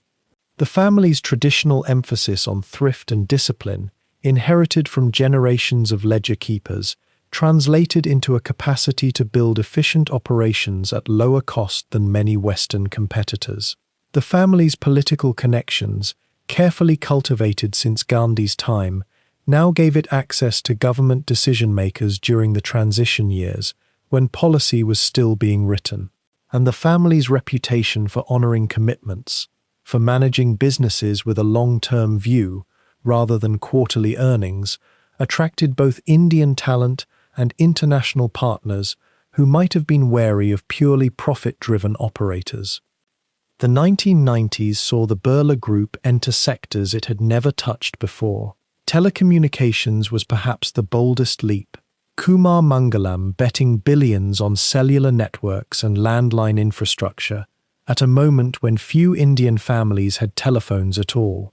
It required enormous faith in the nation's future, and it required capital structured differently than in the old days, with venture investors and foreign institutional shareholders, not just family money and trusted lenders. The Aditya Birla Group, as the conglomerate was now formally known, honoring a family patriarch, became a publicly traded entity with international shareholders, listed on stock exchanges in London and New York, as well as Mumbai and Delhi. The family remained the dominant shareholder, but they were no longer sole owners. Were there tensions in this transformation? Almost certainly. The older members of the family, those who remembered the independence struggle, the years of Gandhi's moral authority guiding their business decisions, might have felt a certain sadness in seeing the conglomerate become, in some ways, just another global corporation. Yet they also seemed to understand something essential, that patriotism in an independent India was no longer about defying colonial masters or bankrolling freedom fighters. It was about building enterprises so efficient, so productively innovative, that they could stand alongside the world's best. It was about creating employment at scale, about generating wealth that could be invested back into schools and hospitals and temples. The spirit of trusteeship that G.D. Birla had learned from Gandhi was being translated into a new language: shareholder value creation, corporate social responsibility, stakeholder capitalism. By the end of the 1990s, the Aditya Birla Group had emerged as one of Asia's most diversified industrial conglomerates. Its businesses spanned from the most basic commodities, cement, aluminum, to cutting-edge sectors like telecommunications and advanced chemicals. The family was not the wealthiest in India. Others had accumulated more in the years of liberalization, but they were perhaps the most respected, the most admired, for the way they had managed a transition that could have destroyed them. What had not changed beneath all this transformation was something harder to quantify. There remained, still, a sense that business was not merely about profit, that accumulation of capital carried with it an obligation to something beyond the shareholder. This was, perhaps, the deepest inheritance of all, the one that the Marwari merchants had carried out of Rajasthan, that G.D. Birla had learned sitting at Gandhi's feet, and that persisted now in an age of global finance and institutional investors. It was not always visible in quarterly earnings reports, and in an era of maximized shareholder value, it was increasingly countercultural. Yet it endured, quietly, in the way the group funded schools and hospitals, in the careful stewardship of the family's long-term interests, in a certain restraint about lavishness that still seemed to characterize the Birlas even as they became billionaires. And yet, as we trace the quiet accumulation of the Birla fortune across those pivotal decades, a question emerges that historians and economists have long sat with in uncomfortable silence. At what point does the financing of liberation become inseparable from the consolidation of personal wealth? The Birla family's relationship with India's independence movement exists in that tender, uncertain space, where genuine patriotism and shrewd business acumen become nearly impossible to disentangle, like two colors of silk woven so closely together that the eye cannot quite separate the threads. Consider the peculiar position Ghanshyam Das Birla occupied by the 1930s and 1940s. He was, undeniably, a man who opened his vaults when the Congress needed funds, who harbored revolutionaries and freedom fighters in his homes, who risked both his fortune and his personal safety by positioning himself as a bridge between the world of industry and the world of political resistance. The historical record is clear on this. Yet in that very act of financing independence, he was also modernizing India's industrial infrastructure in ways that would ultimately benefit his own enterprises immeasurably.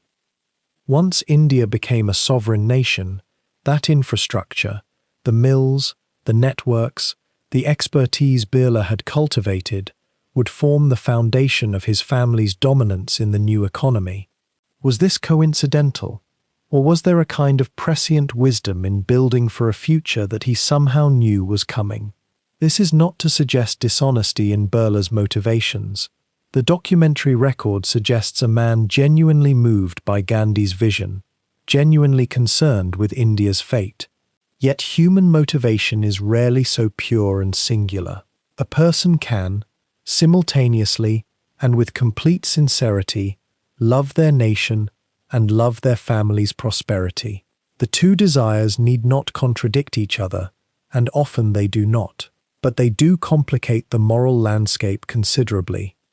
The critics of Birla's era, and they were numerous, particularly among the more radical wings of the independence movement, saw in the industrial dynasties something troubling: the creation of a new class of Indian Maharajas who would simply replace the departing British ones, who would inherit power without having won it in the streets or the villages. The socialists within the Congress, men and women deeply influenced by Marxist thought, viewed capitalists like Birla with profound suspicion. Here was a man who claimed to support the abolition of colonial exploitation, yet seemed eager to assume a similar position of economic dominance the moment the British departed. Was he fighting for India's liberation, or merely for the right to exploit India on Indian terms? This critique contains a hard kernel of truth. The Birla conglomerate did indeed consolidate enormous power in the post-independence era. The family's influence over India's industrial policy was substantial, sometimes controversial. Under the licence Raj system that governed India's economy for decades after 1947, large business houses like Birlas had to navigate a complex web of government permissions, allocations, and relationships. Some scholars have argued that such proximity to political power allowed families like the Birlas to secure advantages that smaller competitors could not access. The ethical questions this raises do not have easy answers, and honest historians must acknowledge them fully, not sweep them aside in the interest of narrative tidiness. Yet there is another perspective worth holding alongside this critique, one that sits quietly in the archives and oral histories. India, upon independence, needed to industrialize rapidly.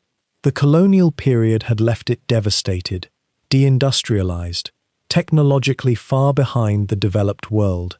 The nation required entrepreneurs, risk-takers, people with capital and knowledge and networks already in place. The Birlas possessed all of these things. They also possessed something rarer, a demonstrated willingness to subordinate profit to patriotic purpose at critical moments. Whether one judges Birla's actions as enlightened self-interest or genuine sacrifice likely depends on one's fundamental assumptions about human nature and economic history. The question of wealth concentration becomes particularly acute when we consider what might have happened differently. Imagine, for a moment, an India in which all large industrial fortunes had been immediately dismantled upon independence, in which resources had been distributed more evenly among smaller entrepreneurs. Perhaps such a nation would have been more equitable, or perhaps it would have been less able to industrialize quickly, to build the infrastructure, to achieve the scale of production necessary for a nation of hundreds of millions. Perhaps both things are true. History does not offer us the luxury of the untaken path, only the path that was taken and the consequences that followed from it. What remains interesting, even centuries later, is how deeply the Birla name became woven into India's national narrative. This is not accidental. The family understood something fundamental about power and legacy, that money alone does not secure immortality, but money combined with visible service to the nation does. They built hospitals, universities, temples, they established schools bearing their name. They created charitable foundations that touched the lives of millions of Indians who might never know where the funding originated.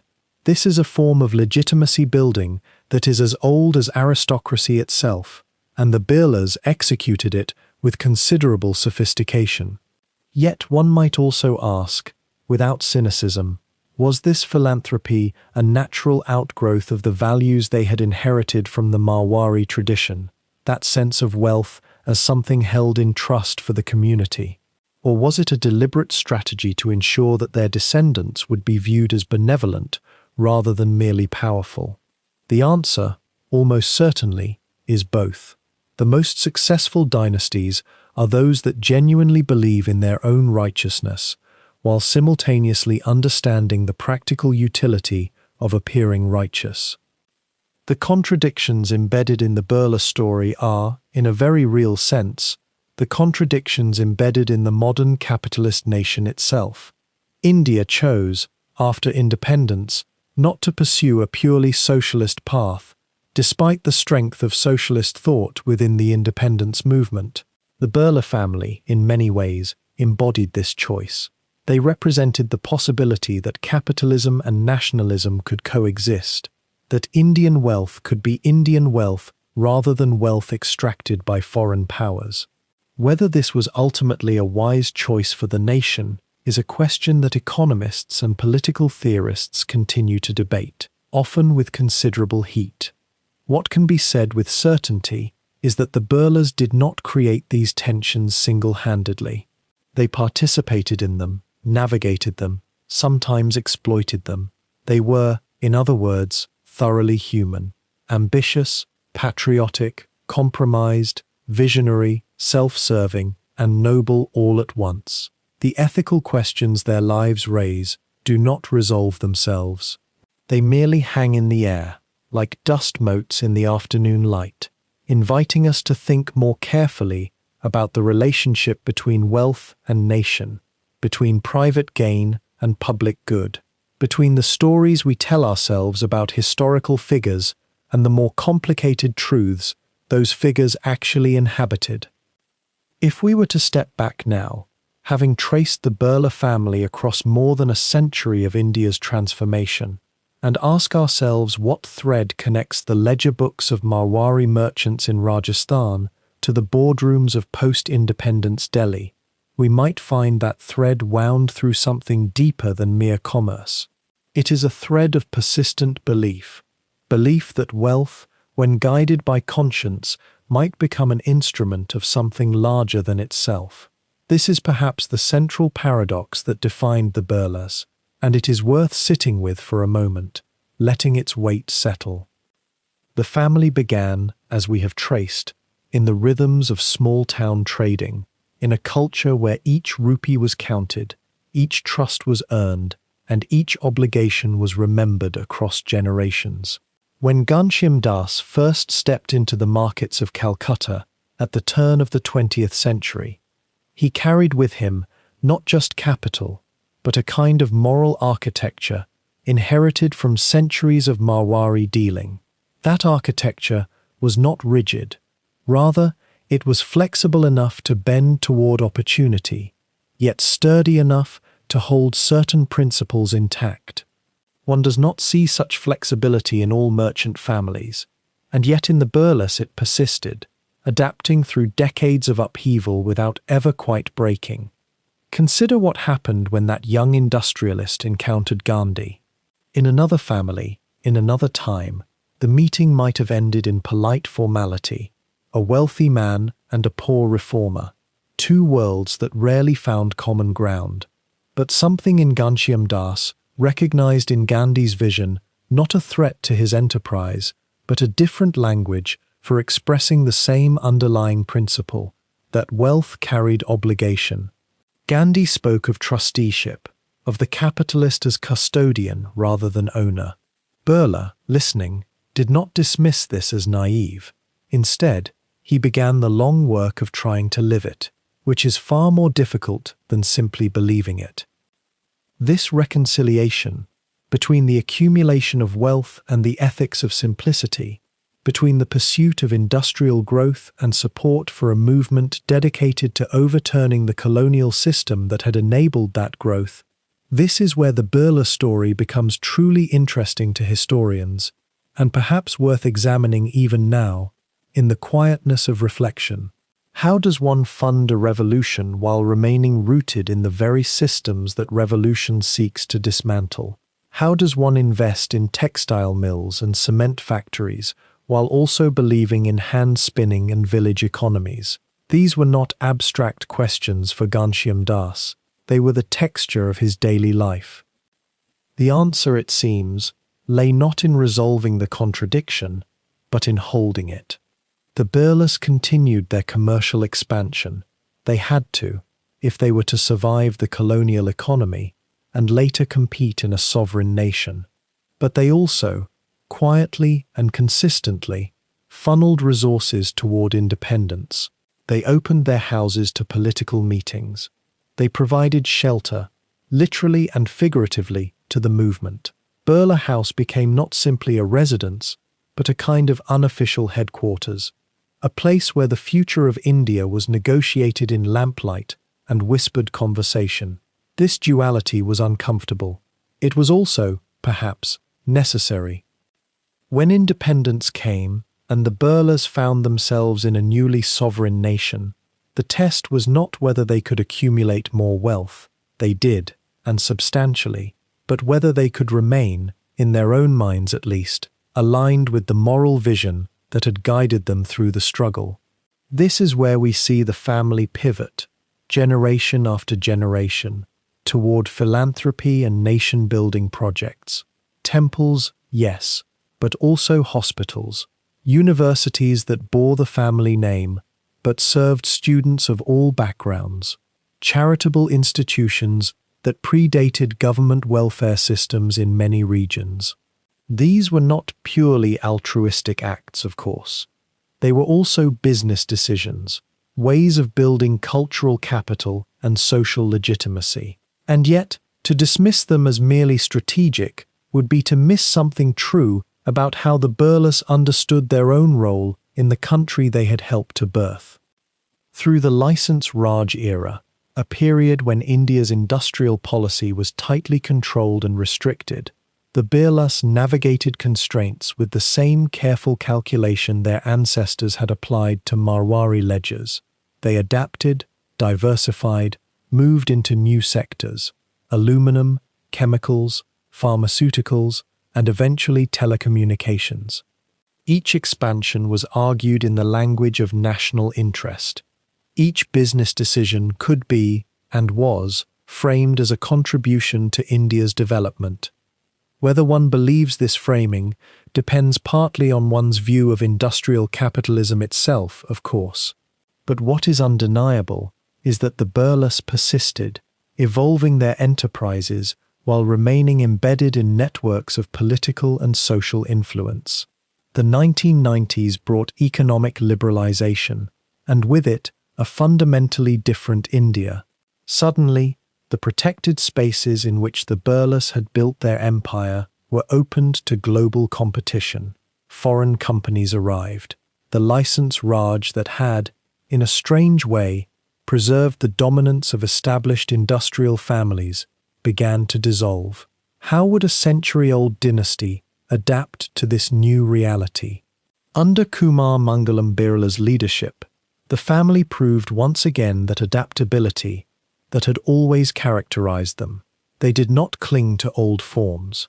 Instead, they modernized, internationalized, and began to position themselves as a global conglomerate with Indian roots, rather than a purely Indian family business. And yet, even as the Birlas became increasingly international, increasingly sophisticated in their corporate governance and their financial strategies, something persisted. The temples still stood, the universities still admitted students, the hospitals still treated the poor. The charitable institutions still operated under the Birla name.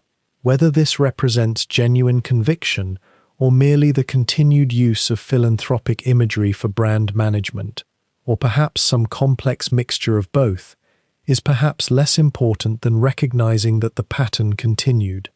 The Birla family, for more than 100 years, maintained the appearance, if not always the substance, of balance between wealth-making and wealth-giving, between private accumulation and public service. This brings us to one of the deeper questions that emerges when we examine any industrial dynasty. What is the actual legacy of a family that shaped India's development, for better and for worse? The Birlas were not saviors. They were not villains either, though some socialist voices within the independence movement would have characterized them as such. They were, perhaps, the most human of historical actors. complex, motivated by mixed impulses, capable of both genuine idealism and shrewd calculation. They benefited from the colonial system even as they worked to overthrow it. They accumulated vast wealth even as they insisted, at least publicly, that wealth was a trust to be managed for others' benefit. They built industries that employed thousands, and those industries generated pollution and labor disputes and all the complications that accompany industrial modernity. To reflect on the Birla legacy, then, is to reflect on India itself, on the country's contradictions, its capacity to hold multiple truths simultaneously, its way of moving forward without entirely resolving the tensions of its past. The Birlas were not separate from India. They were, in many ways, India's self-portrait in the mirror of capitalism and nationalism. They show us what it looked like when a merchant family tried to be both wealthy and principled, both self-interested and patriotic, both rooted in ancient trade networks and engaged with modern industrial systems. Did they succeed? The question itself assumes a clarity that history rarely offers.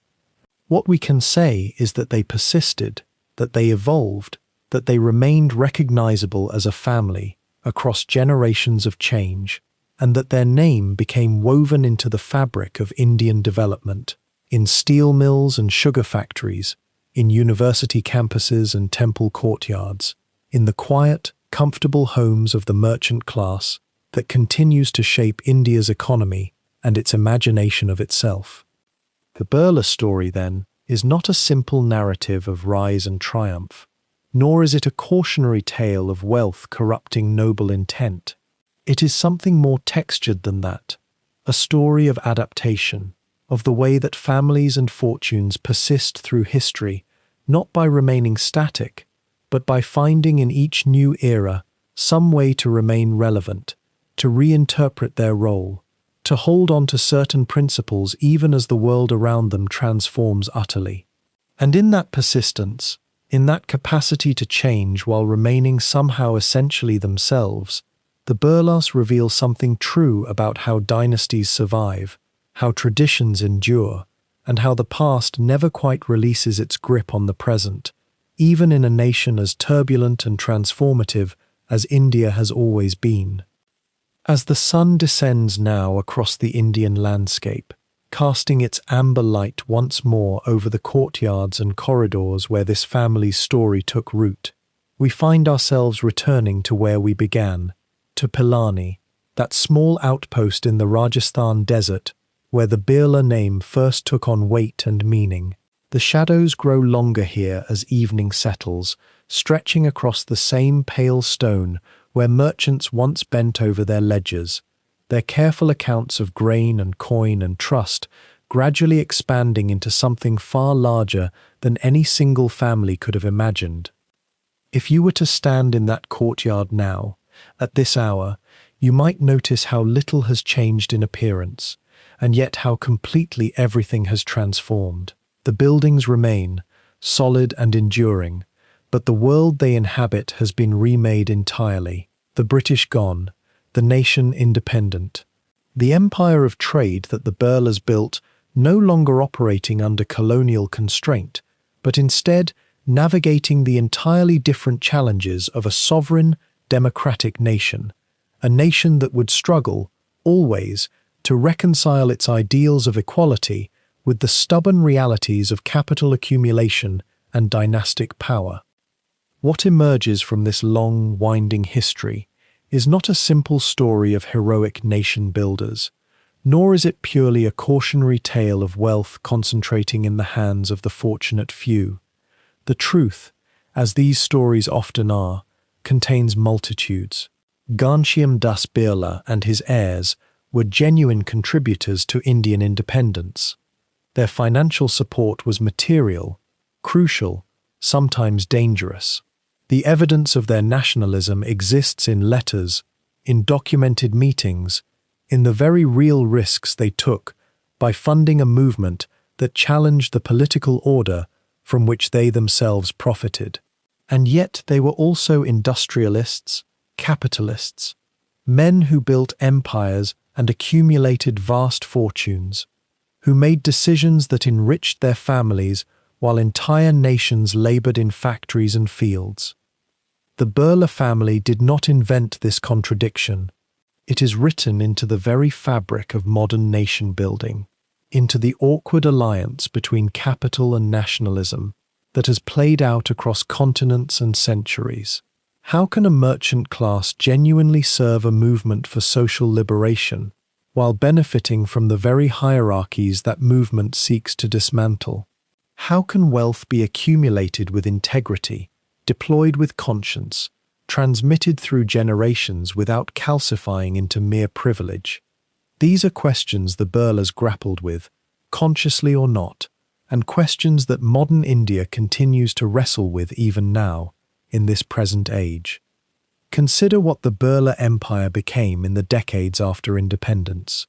The industrial licenses granted by a socialist-minded government, the careful navigation of Jawaharlal Nehru's vision of state-directed capitalism, the expansion into aluminum and chemicals and pharmaceuticals, all of this represented a new kind of partnership between the old merchant families and a state that was simultaneously suspicious of their power and dependent on their expertise and capital.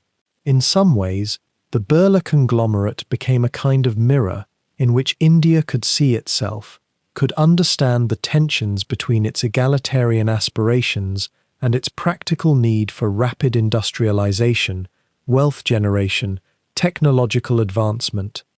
When Kumar Mangalam Birla took the helm in the 1990s, as liberalization began to tear open the license raj that had constrained and protected Indian industry for half a century, the family faced yet another transformation. The walls came down. Global competitors entered the Indian market. The protective structures that had allowed Indian industrialists to consolidate power and wealth began to crumble.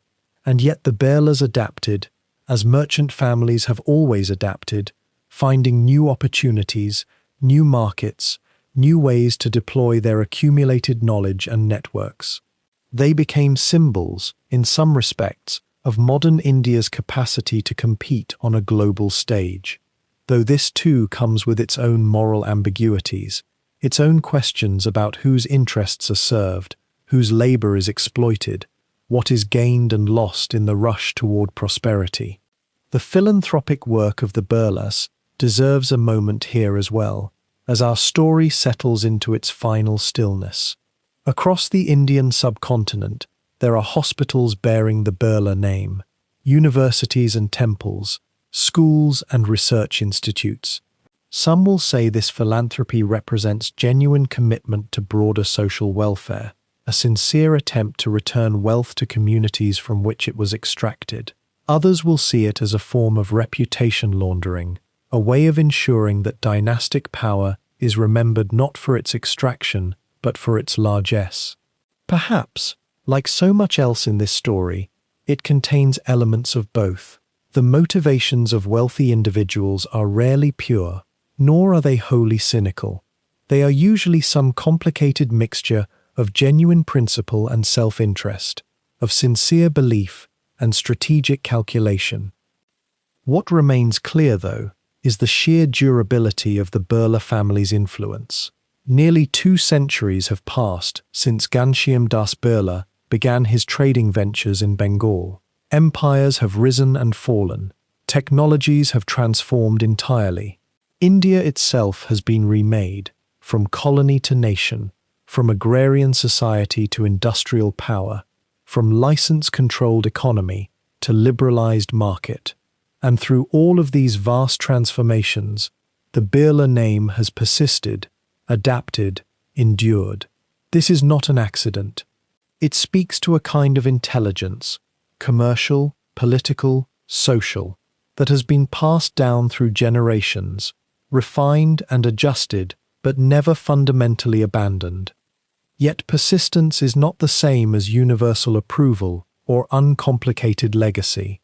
The Birlas have faced genuine criticism, not only from socialists and egalitarians within the independence movement, but from contemporary observers and historians who question whether industrial dynasties, however patriotic their origins, are compatible with the democratic and egalitarian ideals that modern nations espouse. There is legitimate tension in the idea that a family that contributed to India's freedom should then consolidate vast power and wealth in the independent nation. If independence was meant to diminish the power of entrenched elites, whether British colonial rulers or Indian aristocrats, then what does it mean that the Birlas emerged from the independence era stronger than before? These questions do not have neat answers, and that is perhaps the most honest conclusion this story can reach. The Birla legacy exists in a state of perpetual complication, neither simply noble nor simply condemnable, but rather existing in that murky space where individual conscience, family ambition, historical circumstance, and structural power all intersect in ways that are deeply difficult to untangle. As you imagine that courtyard at Pilani once more, in this final descending light, imagine too the weight of this history residing in those stones, in those walls. Imagine the ancestors who built the enterprises, made the choices, calculated the risks and rewards. Imagine too the workers, the employees, the farmers and laborers whose lives were shaped by decisions made in those buildings, whose children inherited circumstances determined by forces they did not control. All of these lives, these stories, these choices and consequences, they are woven together in ways that no single narrative can fully explain. The Birla family story is, in the end, a very Indian story. It speaks to India's capacity for adaptation and resilience, to the way that old forms of commercial and social organization have persisted even through radical political transformation. It speaks to the enduring power of family, of networks, of accumulated knowledge and capital.